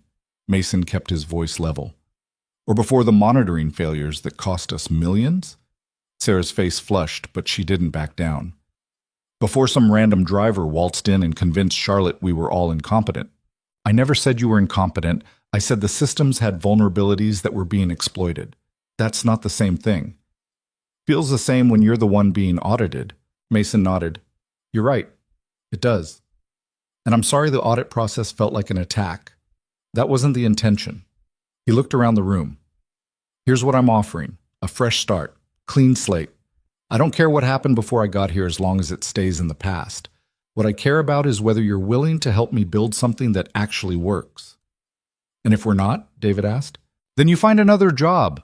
I won't fire you, but I won't fight to keep you either. Mason met his eyes. I need people who want to be here, who care about doing work that matters. If that's not you, that's fine. But decide fast because we start hiring next week and I'd rather promote from within than bring in strangers. The silence that followed was heavy. Then Kim spoke up from the back of the room. I'm in, she said. I've seen what Mason can do. I want to learn from him. Ryan Torres raised his hand. Me too. Slowly, others started nodding. Not everyone. Sarah Park still looked mutinous, and a couple of senior engineers seemed unconvinced. But enough. Enough to build something with. After the meeting, David Chen pulled Mason aside. That was a good speech, he said. But speeches are easy. Delivering is harder. I know. I worked under 3 different directors before you. They all promised change. They all failed. David crossed his arms. What makes you different? I've actually built these systems before. I know what works and what doesn't, and I don't have a career to protect by playing politics. I'm here to do the job right or not at all. David studied him for a long moment. Kim says you leave every day at 3:30 to pick up your daughter. That's right. And you're going to manage a $40 million project working half days? I'm going to manage it by hiring people I trust and giving them the authority to make decisions without micromanagement. If I'm doing my job right, the project won't fall apart because I'm not in the office 60 hours a week. Mason paused. But if that's a problem for you, say so now. It's not a problem. David smiled slightly. It's actually refreshing. My last director sent emails at 2 a.m. and expected responses within the hour. Burned out half the team. He extended his hand. I'm in. Let's build something that doesn't fall apart. Over the next 2 weeks, Mason threw himself into the Northern Facility project with an intensity that surprised him. He'd forgotten how much he loved this work. The problem solving, the technical challenges, the satisfaction of designing systems that were elegant and efficient and built to last. He hired 3 new engineers, all of them young and hungry and willing to learn. Promoted Kim to deputy director over 2 people with more seniority because she understood that leadership meant serving the team, not commanding it. Moved Ryan to lead technical analyst and watched him blossom under actual mentorship instead of neglect. But the long hours took a toll. By the 3rd week, Mason was exhausted. Getting up at 5 to review project documents before Sophie woke up, working straight through lunch, leaving at 3:30 and then logging back in after she went to bed. The weekends remained sacred. He'd promised Sophie that. But everything else was blurring together. You look terrible, Charlotte said one afternoon when she stopped by his office. Thanks. That's exactly what I needed to hear. I'm serious. When's the last time you slept more than 5 hours? Mason tried to remember. Tuesday? It's Friday. Then Tuesday. Charlotte sat down across from his desk, pushed his laptop closed. Stop. I have a budget review. It can wait. Mason, you're burning out. I can see it happening. Her voice was gentle. This is exactly what happened at Hartwell, isn't it? You pushed too hard trying to prove yourself until there was nothing left for Sophie. That was different. I didn't know how to balance things then. And you think you do now? Charlotte gestured at the coffee cups littering his desk, the dark circles under his eyes, the files stacked everywhere. This isn't balance. This is the same mistake in a different office. Mason wanted to argue but couldn't find the energy. She was right. He'd been so focused on proving he deserved this job, on showing the team he was competent, on making sure the project succeeded, that he'd stopped sleeping, stopped eating properly, stopped doing anything except work and parent. I don't know how else to do this, he admitted quietly. You do it by trusting your team, by delegating, by accepting that you hired good people who can handle things without your constant oversight. Charlotte leaned forward. Kim told me you've been reviewing every single technical specification personally. Why? Because they need to be right. Kim's been doing this for 8 years. She knows how to review specs, let her. But no buts. You're the director now. Your job isn't to do everything yourself. It's to make sure the right people are doing the right things. She stood. Go home. It's only 2 o'clock, I know, but go anyway. Spend the afternoon with Sophie. Rest. Come back Monday with a plan for how to work smarter instead of harder. Mason went home and found Sophie already there. Early dismissal for parent-teacher conferences that he'd completely forgotten about. She was sitting at the kitchen table with a note from her teacher. Mrs. Henderson wants to meet with you, Sophie said, not looking at him. About what? I've been tired at school. She thinks something's wrong. Mason's chest tightened. Have you been tired? You keep working after I go to bed. I hear you typing, and sometimes you look sad in the morning. Sophie's voice was small. Are we okay, Daddy? He pulled her into a hug. We're okay, baby. I've just been working too much. That's going to change. Promise? Promise. The parent-teacher conference happened the next afternoon. Mrs. Henderson was a woman in her 50s with kind eyes and the no-nonsense demeanor of someone who'd taught first grade for 20 years. Sophie's a wonderful student, she said, sitting across from Mason in a tiny chair designed for 6-year-olds. Bright, attentive, kind to other children. But over the past 2 weeks, I've noticed changes. She's falling asleep during reading time. She seems distracted. Yesterday, she cried during recess, and when I asked what was wrong, she said she was worried about you. Mason felt guilt crash over him. I started a new job. It's been demanding. I understand, but Sophie is 6 years old. She shouldn't be carrying adult worries. Mrs. Henderson's voice was gentle but firm. Children need stability and presence. Not perfection, but consistency. Someone who's there and paying attention. I am there. I pick her up every day. Being physically present isn't the same as being emotionally available. If you're exhausted and distracted, Sophie feels that. She pulled out a drawing from a folder. She made this in art class yesterday. The picture showed 2 stick figures, one tall, one small. The tall figure had a laptop. The small figure was holding what looked like Oliver the rabbit. There was a big space between them. Mason stared at it, feeling something crack in his chest. She titled it, Daddy's Working, Mrs. Henderson said quietly. I'm not telling you this to make you feel guilty. I'm telling you because Sophie needs you to know she's struggling with this transition. What do I do? Set boundaries, real ones.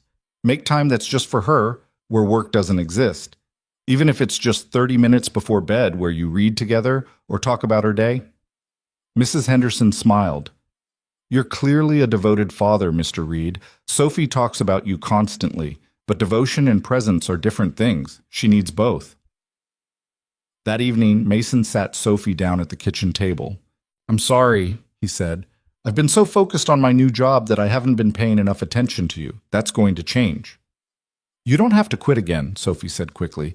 I know you like the work. I'm not quitting, but I am going to do better about being here when I'm here. No more working after you go to bed. No more being too tired to play. Okay? Okay. Sophie hugged him tight. I was worried you were going to disappear like Mommy did. Mason's heart broke. Never. I'm not going anywhere, baby. I promise. On Monday, Mason walked into Charlotte's office with a new plan. I need to restructure how I'm working, he said. I can't keep doing everything myself. Thank God. I was about to stage an intervention. Charlotte gestured for him to sit. What do you need? Full authority to hire a project manager who can handle the day-to-day logistics. Someone detail-oriented who can coordinate between teams and keep everything on schedule while I focus on the technical design and strategy. Done. Anyone in mind? David Chen recommended someone. His sister, actually. She's currently managing projects at a smaller firm but looking to move up. I'd like to interview her. Set it up. The sister's name was Lisa Chen, different from Charlotte's assistant, and she turned out to be exactly what Mason needed. Organized, efficient, unflappable. She could read a Gantt chart like it was a novel and had a way of getting people to meet deadlines without making them hate her. I need you to understand something, Mason told her during the final interview. I leave at 3:30 every day, no exceptions, which means you'll be handling late afternoon decisions and coordinating with teams across time zones. Are you okay with that? Are you okay with me calling you at 8 p.m. if something urgent comes up? Lisa asked. As long as it's actually urgent and not just convenient. Then we'll get along fine, she smiled. My brother says you're the real deal. That's good enough for me. With Lisa managing the project coordination and Kim handling technical oversight, Mason finally had breathing room. He started leaving work at work, started sleeping 7 hours a night, started being present when Sophie talked to him instead of mentally reviewing system specifications. The change was immediate. Sophie stopped falling asleep at school, started smiling more, brought home drawings that showed two stick figures close together, both of them happy. And somewhere in the midst of all this restructuring and delegation and learning to trust his team, Mason realized something had shifted between him and Charlotte. It started small. Coffee conversations that lasted longer than necessary. Charlotte stopping by his office just to ask how Sophie was doing. Mason noticing details he hadn't before. The way she twisted her pen when she was thinking, the tiny scar on her left hand from a childhood accident she mentioned once. They started having lunch together sometimes. Not talking about work, but about everything else. Books they'd read, places they wanted to travel, the strange experience of being 30-something and still figuring out who they were. I never wanted the company to be my whole life, Charlotte admitted one afternoon. They were eating sandwiches in the small park near Meridian Tower, taking advantage of unseasonably warm November weather. I wanted to build something that mattered, yes, but I also wanted a life outside of boardrooms and investor meetings. What stopped you? Fear, mostly. Fear that if I wasn't working constantly, everything would fall apart. Fear that the moment I took my eye off things, someone would steal it or destroy it or prove I didn't deserve it in the first place. She looked at him. Daniel's betrayal confirmed all of that, made me think I was right to trust nothing except my own vigilance. But you hired me anyway, because you showed me something I'd forgotten, that the people who deserve trust usually aren't the ones demanding it. They're the ones quietly doing the work because it matters, not because someone's watching.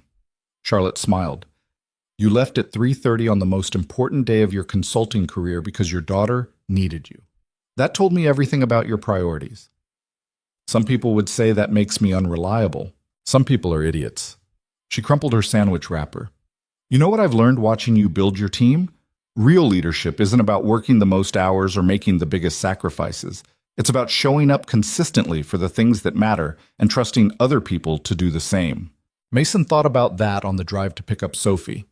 Thought about how Charlotte had spent 3 years working 80-hour weeks because she was afraid of appearing weak. How he'd done the same thing at Hartwell until his marriage collapsed. How they'd both learned the hard way that presence without boundaries was just another form of absence. Sophie had Emma with her again when he pulled up to the school. Can we all go to the park? Sophie asked. Emma's mom said she'll meet us there. The park was crowded with after-school kids.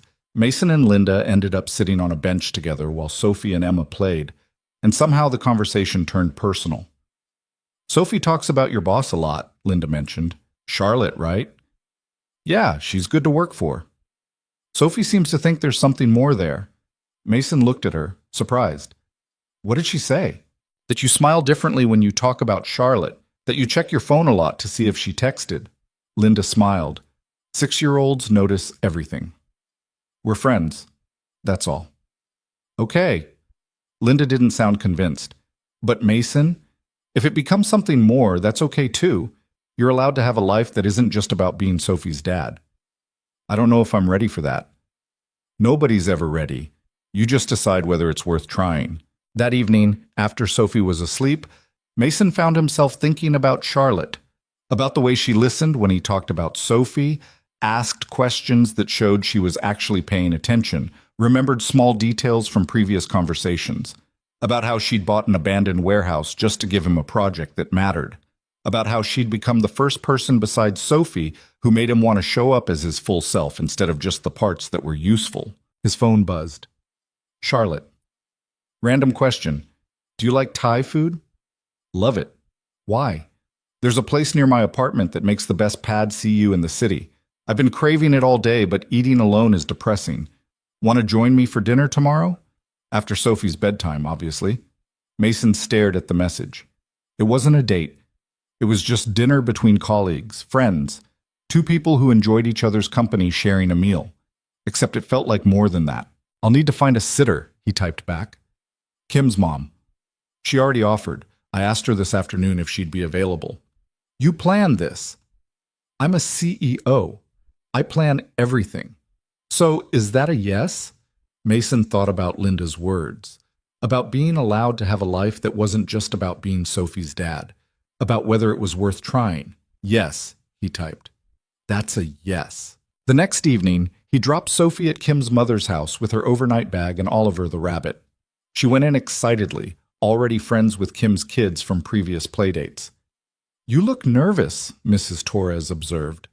Is it that obvious? Honey, you're wearing cologne. When's the last time you wore cologne to pick up Thai food? Mason smiled despite himself. It's just dinner. Sure it is, Mrs. Torres patted his arm. Have fun. Sophie will be fine. The restaurant was small and intimate, tucked into a side street Charlotte had somehow found despite living in the city for years. She was already there when he arrived, sitting at a corner table wearing jeans and a soft sweater that made her look younger and less intimidating than her usual power suits. You made it, she said, smiling. Traffic wasn't too bad. They ordered too much food and talked about everything except work. Charlotte told him about growing up in Boston, daughter of two professors who expected excellence and got frustrated when she chose business over academia. Mason told her about Sophie's obsession with space and how he'd been reading astronomy books just to keep up with her questions. She sounds extraordinary, Charlotte said. She is, terrifying sometimes, but extraordinary. Like her father. Mason laughed. I'm not terrifying. You exposed systematic fraud in 30 minutes. That's pretty terrifying from a criminal's perspective. Charlotte's expression turned more serious. Can I ask you something personal? Sure. Do you regret it? Walking away from your career, giving up everything you'd built? Mason thought about the question. Sometimes I wonder what my life would look like if I'd made different choices, whether I'd be running my own firm or teaching at a university or working on some massive infrastructure project. But regret? He shook his head. No, because none of those hypothetical achievements would matter if Sophie had grown up thinking her father chose work over her. That's what my parents did, Charlotte said quietly. Chose their careers over being present. I spent my childhood in libraries and after-school programs because they were both too busy with research and publications to pick me up. I told myself I'd be different when I had kids, that I'd make time, be present, actually show up. She looked down at her plate. But then I built this company, and I became exactly like them. Too busy for relationships, too focused on success to notice I was alone. You're not alone now. No. She met his eyes. I'm not. The moment stretched between them, heavy with things neither of them was quite ready to say. Then Charlotte's phone buzzed and she glanced at it. Victor Hale, she said. Probably checking in on the northern facility progress. On a Tuesday night? He doesn't really believe in off hours. She silenced the phone. But he can wait. Tonight I'm just having dinner with a friend. They stayed until the restaurant closed, talking and laughing and discovering how easy it was to be around each other when the weight of work wasn't pressing down. When Mason finally drove Charlotte back to her building, she hesitated before getting out of the car. Thank you, she said. For tonight, for reminding me that life exists outside conference rooms. Anytime. Mason? She turned to look at him. I'm really glad you answered my driver request that morning, even if I was a nightmare client. You weren't that bad. I ignored you for 30 minutes while screaming at executives on the phone. Okay, you were a little bad. Mason smiled. But you got better. Charlotte laughed, and the sound of it made something warm settle in his chest. Then she leaned across the console and kissed him on the cheek, quick and soft, and over before he could process it. Good night, Mason, she said, and disappeared into her building before he could respond. He sat in the car for a long moment, touching his cheek where she'd kissed him, and wondered what the hell he was doing. He had a daughter to raise and a massive project to manage, and a life carefully constructed around not getting complicated. But Charlotte Bennett made him want complicated, made him want late dinners and easy conversations, and the possibility of something more than just friendship. His phone buzzed, a text from her. That wasn't weird, was it? The kiss thing. I probably should have asked first. Mason smiled, typed back. It wasn't weird. Good. Because I'd like to do it again sometime. The dinner part, I mean. And maybe the kiss part too, if that's okay. It's okay, Mason wrote, and felt his carefully controlled life tilt sideways into territory he hadn't explored in 5 years, wondering if maybe, just maybe, he was ready for it now. Mason didn't tell Sophie about the dinner with Charlotte, didn't mention the kiss or the text messages that followed, or the way his stomach did something complicated whenever his phone buzzed with her name. 6-year-olds had a way of making assumptions, and he wasn't ready to explain something he didn't fully understand himself. But Sophie noticed anyway. Of course she did. You keep smiling at your phone, she said one morning over breakfast. Is Charlotte sending you funny pictures? Just work stuff, baby. Work stuff isn't funny. You're smiling the way Emma's mom smiled when that man came to pick her up last week. Sophie took a bite of cereal, studying him with those 2 observant gray eyes. Do you like Charlotte? Mason nearly choked on his coffee. She's my boss. That's not what I asked. Eat your breakfast. We're going to be late. Sophie grinned like she'd won something and went back to her cereal, humming. Mason made a mental note to have a conversation with Linda Chen about what exactly her daughter was telling Sophie about adult relationships. The Northern Facility project was moving faster than expected. Lisa Chen had proven to be a force of nature, coordinating suppliers and contractors with the efficiency of someone conducting an orchestra. The building permits had cleared in record time.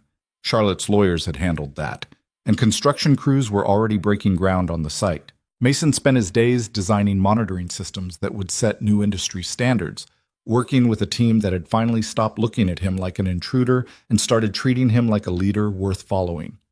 David Chen brought him problems instead of complaints. Sarah Park, who'd been openly hostile the first week, now stayed late voluntarily to review technical specifications because she'd gotten genuinely excited about the project's scope. You're building something real here, Kim told him one afternoon. They were standing at the Northern Facility site, watching construction crews pour foundation. The team respects you. That's not easy to earn. I just stopped trying to do everything myself. That's exactly why they respect you. You trust them. Kim smiled. Also, for what it's worth, everyone knows you're seeing Charlotte. Mason's head snapped toward her. It's not. Please, she lights up every time you walk into a room. You check your phone constantly. It's obvious. Kim pulled her jacket tighter against the December wind. I think it's nice, honestly. You both work too hard. You deserve something good. It's complicated. Everything worth having is complicated. She started walking back toward the car. Just don't overthink it. That's your problem, Mason. You analyze everything to death instead of just letting things happen. That evening, Charlotte texted asking if he wanted to grab coffee after he dropped Sophie at school. Mason said yes before he could talk himself out of it. They met at a place near Meridian Tower, one of those independent cafes with mismatched furniture and baristas who took their coffee seriously. Charlotte was already there, looking tired but happy. Rough morning? Mason asked, sitting across from her. Victor Hale called at 6 to discuss the quarterly projections. Apparently, billionaire investors don't believe in reasonable hours. She sipped her latte. But the projections are good. Revenue's up 18%. Operational efficiency has improved across the board, and the Northern Facility is ahead of schedule. He's impressed. That's your doing, not mine. It's our doing. You fixed the infrastructure problems that were bleeding money. I just made sure the board noticed. Charlotte set down her cup. I've been thinking about something. What's that? When the Northern Facility is finished, I want to expand the model to 3 other regions. Build a network of state-of-the-art distribution centers that set the standard for the entire industry. She looked at him. But I can't do that with you working until 3:30 every day. Mason felt his chest tighten. We had an agreement. I'm not asking you to break it. I'm asking if you'd consider bringing Sophie into the office sometimes. Not every day, but maybe 1 or 2 afternoons a week. We could set up a space for her to do homework. She could meet the team, see what her dad actually does. Charlotte spoke quickly, like she'd been planning this speech. I know it's unconventional, but I've been watching how you balance everything. And I keep thinking, why do we make parents choose between being present for their kids and being present for their work? Why can't both exist in the same space? Mason stared at her. You want to turn Bennett Meridian into a place where employees can bring their kids to work? I want to create a culture where people don't have to sacrifice their families to have careers. Where someone like you doesn't have to leave at 3:30 because we're too rigid to accommodate real life. She leaned forward. You've changed how I see leadership, Mason. Made me realize that the best people aren't the ones willing to give up everything else. They're the ones who refuse to, because having a life outside work makes them better at the work itself.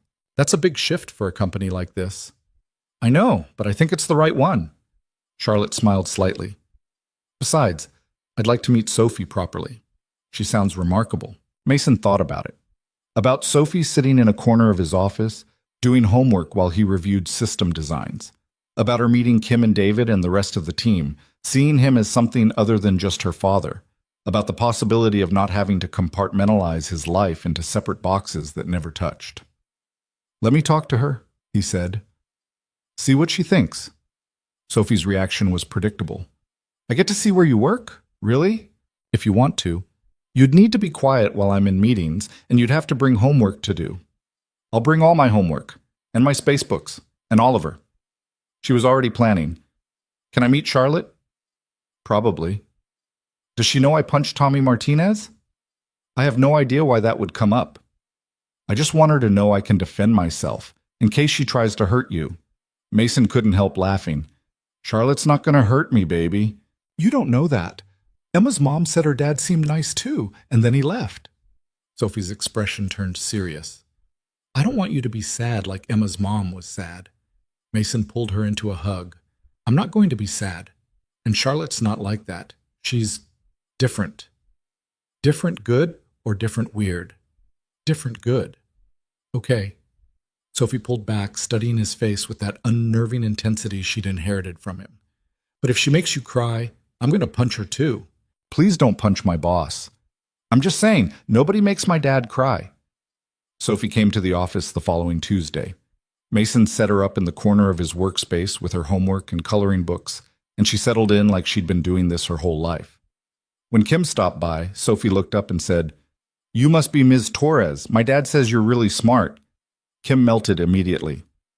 And you must be Sophie. Your dad talks about you constantly. I know. He's pretty obsessed with me. Sophie said it matter-of-factly, the way she said everything. Do you have kids? 2. They're a little older than you. Do they like space? I really like space. Within 10 minutes, Kim had promised to introduce Sophie to her kids and lent her a book about the Mars rovers. David Chen stopped by and ended up explaining how GPS satellites worked.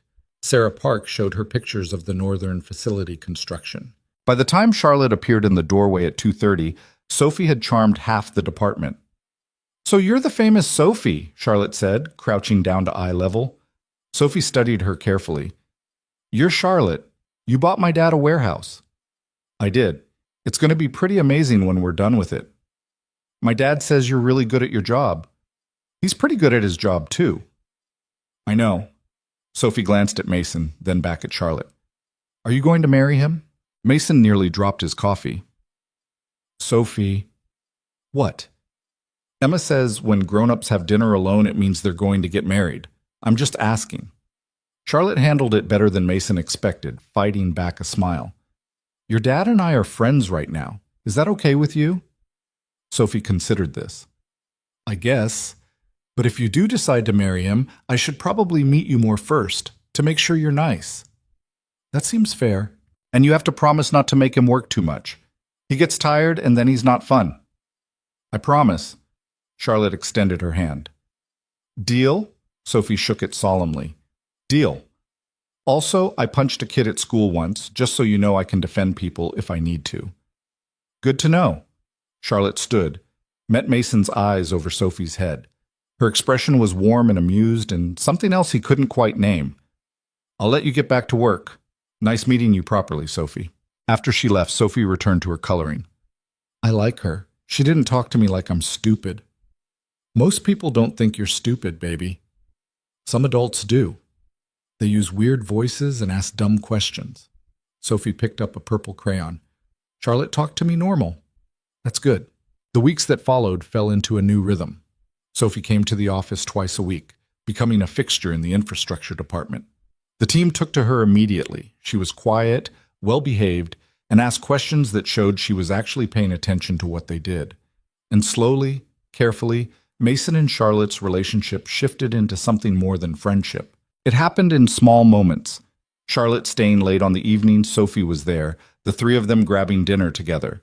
Weekend texts that had nothing to do with work. Charlotte showing up at Sophie's school play in December, sitting beside Mason in the auditorium and whispering commentary that made him fight to keep from laughing. After the play, Sophie ran up to them both, still wearing her costume as reindeer number 3. "Did you see me?" she asked breathlessly. "You were the best reindeer," Charlotte said seriously. "Very convincing antler work." Sophie beamed. Then she looked between them and said, "You're holding hands." Mason glanced down. She was right. Somewhere during the performance, his hand had found Charlotte's. "Is that okay?" Charlotte asked Sophie. Sophie thought about it for a long moment. Then she grabbed both their hands and started pulling them toward the exit. "Come on, Emma's mom is taking us for ice cream, and she said you could come too." At the ice cream shop, Mason found himself sitting in a booth with Sophie on one side and Charlotte on the other, across from Linda Chen and Emma. It felt surreal and domestic and terrifying in equal measure. "So you're the famous Charlotte," Linda said, smiling. "Emma's told me a lot about you." "Has she?" Charlotte looked amused. "She says Sophie says her dad likes you a lot, and you have an important job, and sometimes you buy Sophie books about space." "Guilty on all counts," Charlotte glanced at Mason. "Sophie's easy to buy books for. She has excellent taste." After ice cream, Mason walked Charlotte to her car. Sophie was safely occupied helping Emma build a snowman in the coffee shop's courtyard under Linda's supervision. "Your daughter is remarkable," Charlotte said. "Terrifying, but remarkable. She likes you. That's rare." "What about you?" Charlotte turned to face him. "Do you like me?" "I think you know the answer to that." "I'd like to hear you say it anyway." Mason looked at her, this brilliant, fierce woman who'd bought him a warehouse and restructured her company's culture and showed up to his daughter's school play. Who made him want to believe that having both a career and a life wasn't just possible, but right? "I like you," he said, "more than I've liked anyone in a very long time." Charlotte smiled, reached up and kissed him properly this time. Not quick and hesitant like before, but slow and certain. When they broke apart, she was still smiling. "Good," she said, "because I'm falling for you, Mason Reed, and I wanted to make sure you were on board before I completely lost my head over this." "I'm on board." "Good," she said again, and kissed him once more before Sophie's voice called out from across the parking lot. "Dad, Emma and I need help with the snowman's head." The trial against Daniel Mercer happened in January. Mason had to testify, they all did. But this time Patricia Vance couldn't attack his credibility because the evidence was overwhelming.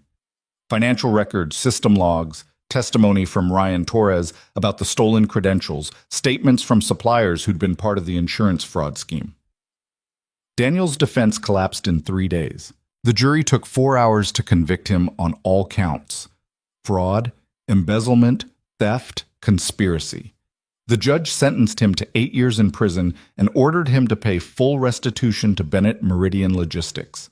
Charlotte stood outside the courthouse afterward, talking to reporters about corporate accountability and the importance of transparency. Mason waited in the background, watching her handle the press with the same fierce competence she brought to everything.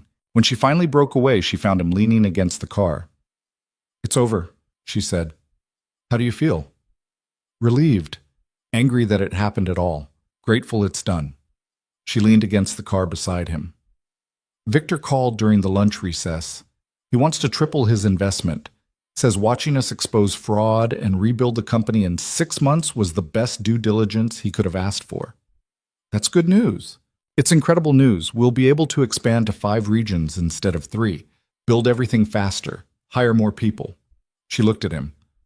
"I'm going to need a COO who understands operations and infrastructure, someone who knows how to build systems and lead teams and isn't afraid to tell me when I'm wrong."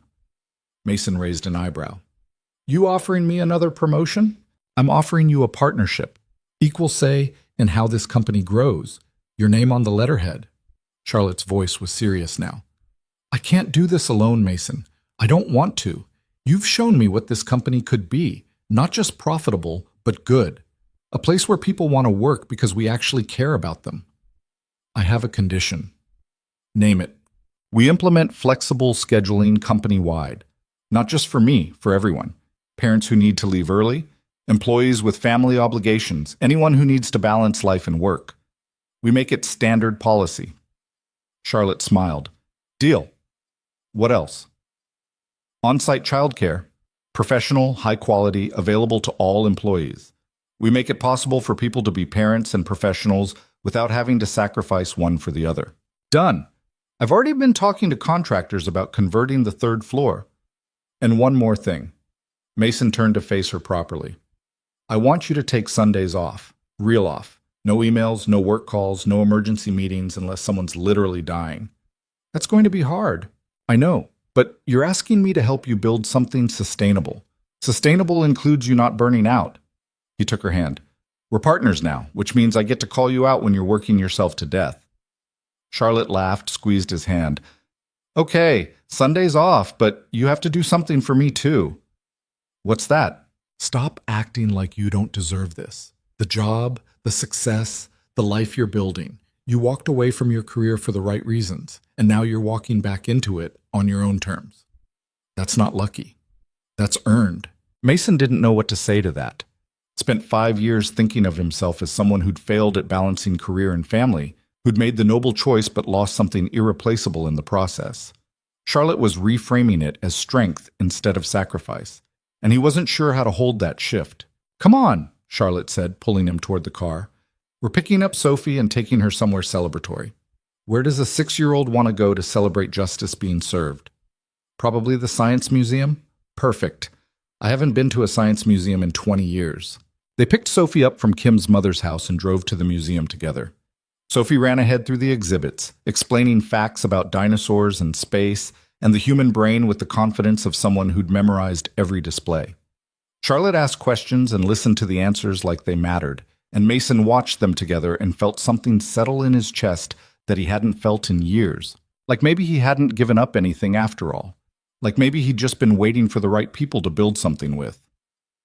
In the planetarium, Sophie sat between them while stars wheeled overhead, and the narrator explained the death of massive stars, how they collapsed and exploded and scattered elements across the universe that would eventually form new solar systems, new planets, new possibilities. Everything ends, the narrator said, but nothing is ever really lost. It just transforms into something different. Sophie leaned against Mason's shoulder, half asleep. Charlotte reached across and took his hand in the darkness. And Mason thought about transformation, about careers that ended and began again, about families that fell apart and reformed differently, about people who found each other at exactly the right moment to build something neither could have created alone. The Northern facility opened in March, 6 months ahead of schedule. The ribbon-cutting ceremony drew industry press and competitors and suppliers who wanted to see what Bennett Meridian had built. Victor Hale flew in personally, bringing 2 other investors he'd convinced to fund the expansion.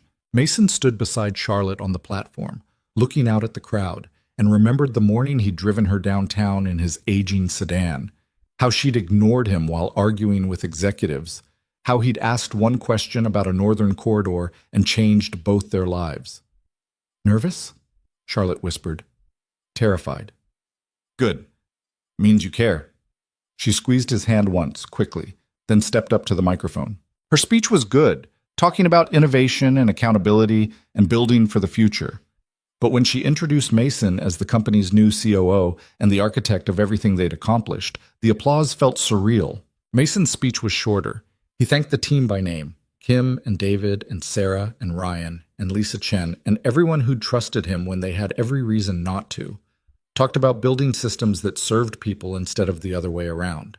About creating workplaces where showing up whole, with families and lives and priorities beyond profit, made you better at your job, not worse. We're proving something here, he said, that success doesn't require sacrifice, that companies can be profitable and humane, that the best work happens when people feel valued instead of exploited. He paused. And if we can do it here, others can do it everywhere else. That's what makes this matter. After the ceremony, after the photos and the press interviews and the endless handshakes, Mason found Sophie waiting near the entrance with Linda and Emma. Charlotte had arranged for them to attend, had made sure Sophie had a front row seat to watch her father accept recognition for work that mattered. You were good up there, Sophie said, hugging him. Yeah? Yeah. You looked happy. She pulled back, studying his face. Are you happy, Daddy? Mason glanced over at Charlotte, who was talking with Victor Hale, but watching him over the investor's shoulder.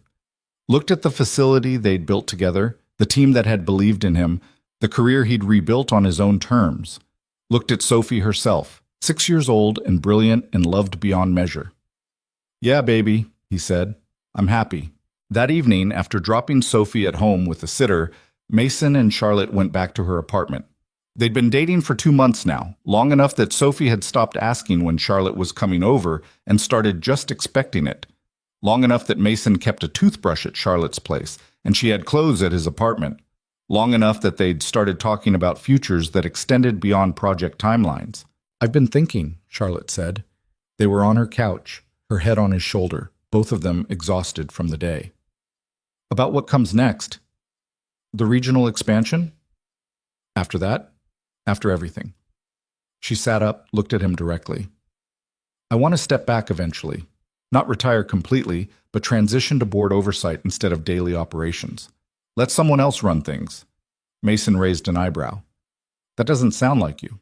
The old me, no, but I've learned some things this year. She smiled slightly. I've learned that building a company is important, but living a life is more important. That success is meaningless if you're alone at the end of the day. That the best thing I can do for Bennett Meridian is make sure it doesn't need me to survive. When are you thinking? 2 years, maybe 3. Long enough to get the expansion running smoothly and train a successor. She paused. I was hoping you'd be that successor. Charlotte, hear me out. You understand the operations better than anyone. The team respects you. You've already proven you can lead. She took his hand. And I think you'd be good at it. Better than me, honestly, because you care about people in ways I'm still learning. Mason thought about it. About running a company while still making it home by 3:30. About building something that valued balance over burnout. About the possibility of creating a model other companies would copy, the way they'd copied his monitoring systems years ago. What would you do? He asked. If you stepped back? Travel? Read books that aren't about business? Spend time with people I care about without always having one eye on my phone? Charlotte smiled. Maybe get to know a certain 6-year-old better, if her father doesn't mind. I think she'd like that. What about you? Would you like that? Mason pulled her close, kissed her temple. Yeah, I'd like that a lot. They sat in comfortable silence for a while. Then Charlotte said quietly, I've been thinking about something else too. What's that? Sophie asked me last week if I was going to be her mom someday. Mason went very still. What did you say? I said that was up to her dad and me to figure out together, that I cared about both of you a lot, but big decisions took time. Charlotte looked at him. Was that okay? It was perfect. Mason's throat felt tight. What do you want, if we're being honest? Honestly? I want mornings where I wake up next to you. I want to help Sophie with her science homework and attend her school plays and teach her things I wish someone had taught me.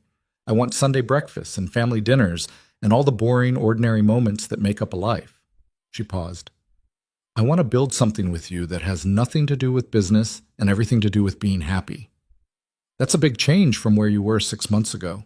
You're a big change from where I was 6 months ago. Charlotte smiled. You showed up in a faded blue shirt, driving an old car, and you changed everything. Made me see people instead of resources. Made me want a life instead of just a career. Made me believe that having both was possible. Mason thought about the morning he'd accepted that last-minute driver request. How he'd been exhausted and worried about money and wondering if he'd made the wrong choice walking away from engineering. How Charlotte had been stressed and focused and certain that success meant working harder than everyone else. How neither of them had known that a 30-minute car ride would unravel everything they thought they understood about work and worth and what actually mattered. I love you, he said. The words surprised him. He hadn't planned to say them yet, but they were true. Charlotte's eyes went bright. Yeah? Yeah. I love you, and I want all of those things too. The mornings and the homework and the boring, ordinary moments. He cupped her face in his hands. I want to build a life with you. Not someday. Now. She kissed him, and it tasted like promises and possibilities, and the strange relief of finally being fully seen by someone who understood both your strengths and your scars. "Should we tell Sophie?" Charlotte asked when they broke apart. "Probably. She's been planning our wedding since the school play." Charlotte laughed. "Of course she has." They told Sophie the next morning over pancakes. Mason had been nervous about how to explain it, but Charlotte just looked at her across the table and said, "Your dad and I love each other. We want to be a family together, if that's okay with you." Sophie considered this seriously. "Will you live here, or will we live at your place?" "We'll have to figure that out." "Can I still do homework at the office?" "Absolutely." "And we'll still go to the park on Saturdays?" "Every Saturday," Mason confirmed. Sophie looked between them, processing. Then she said, "Okay, but I have some rules." Charlotte bit back a smile. "Let's hear them." "Rule 1. Nobody works on Sundays. That's family day." "Agreed."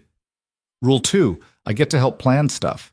Like if we move or if there's a wedding or anything big. I should have opinions." "Fair enough." "Rule 3. Oliver comes to the wedding. He's part of the family too." "Obviously." Charlotte was trying very hard not to laugh. Sophie nodded, satisfied. "Okay, then yes, we can be a family." She took a bite of pancake, then added casually, "Emma's going to be so jealous. She said her dad won't even call her mom back." After breakfast, Charlotte pulled Mason aside in the kitchen. "That went well," she said. "She's had this planned for weeks. I think she has a Pinterest board." "Of course she does." Charlotte wrapped her arms around his waist.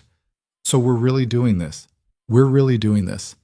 I'm going to be terrible at the domestic stuff. I can't cook, and I'm not great with emotions, and sometimes I get too focused on work.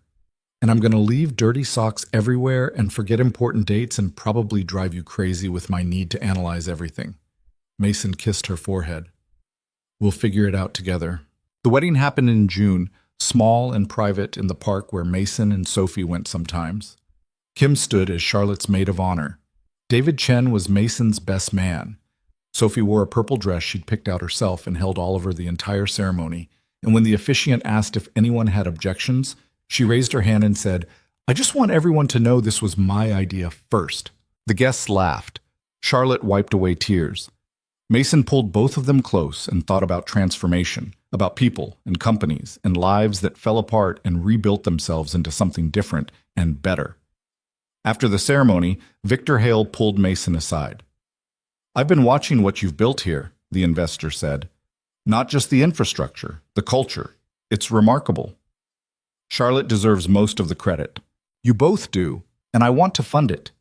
Victor smiled at Mason's confusion. "I'm putting together an investment group focused on companies that prioritize sustainable practices, both environmental and human. Work-life balance, flexible scheduling, on-site childcare, all of it. I want you and Charlotte to consult on establishing standards other companies can follow. We're not experts. You're exactly the experts I need. People who've actually implemented these policies and made them work." Victor handed him a business card. "Think about it. The world needs more companies like Bennett Meridian. You could help build them." Mason tucked the card in his pocket, thinking about legacy and impact and the difference between building systems and building culture. About whether the choices he'd made, walking away, coming back, refusing to compromise on what mattered, could become a model instead of just a personal victory. Later, during the reception, he found Charlotte dancing with Sophie, both of them laughing. Watched Linda Chen dancing with her daughters nearby. Saw Kim and her family, David and his sister Lisa, Sarah Park with her partner, Ryan Torres with his girlfriend. Saw the team they'd built, not just employees, but people with lives and families and priorities beyond quarterly earnings. "You did this," Charlotte said when he joined them on the dance floor. "You showed me what was possible. We did this together." "Yeah," she smiled, pulled him close. "We did." That night, after Sophie was asleep in her new bedroom in the house they'd bought together, big enough for all of them, with a yard for playdates and a study where Mason could work from home, Charlotte and Mason sat on the back porch watching stars appear. "Do you ever think about that morning?" Charlotte asked. "When I hired you to drive me downtown?" "All the time. I was so stressed, so certain my whole world was falling apart. It was falling apart. Daniel had been stealing for months." "But that's not what I mean." Charlotte turned to look at him. "I was falling apart. running a company I'd built to prove something to parents who didn't care, working myself to death because I thought that's what success required, categorizing everyone as either useful or invisible. You've changed.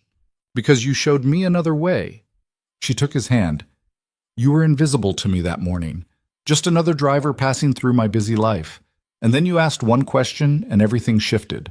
Mason thought about invisibility, about the 5 years he'd spent deliberately staying unseen, driving strangers and working gig jobs, and raising his daughter in the quiet spaces between other people's important lives. About how he'd thought that walking away from his career meant becoming less, mattering less, contributing less. But maybe he'd been wrong about that. Maybe those years hadn't been about becoming invisible. They'd been about learning to see what actually mattered, about understanding that the most extraordinary things happened in ordinary moments, in school pickups and bedtime stories, and choosing to be present for the people who needed you. And maybe that's what he'd brought to Bennett Meridian. Not just technical expertise or system design, but the perspective of someone who'd stepped back and learned that success without purpose was just expensive loneliness. I was invisible, Mason said quietly, but I wasn't gone. I was just somewhere else for a while, learning things I needed to know. And now? Now I'm exactly where I'm supposed to be. Charlotte rested her head on his shoulder. Inside the house, they could hear Sophie talking in her sleep. Something about astronauts and Mars rovers and building colonies in space. The sound of dreams forming in the mind of someone who believed anything was possible. She's going to change the world, Charlotte said. I know. Think we'll be ready for it? Mason smiled. Probably not, but we'll figure it out together.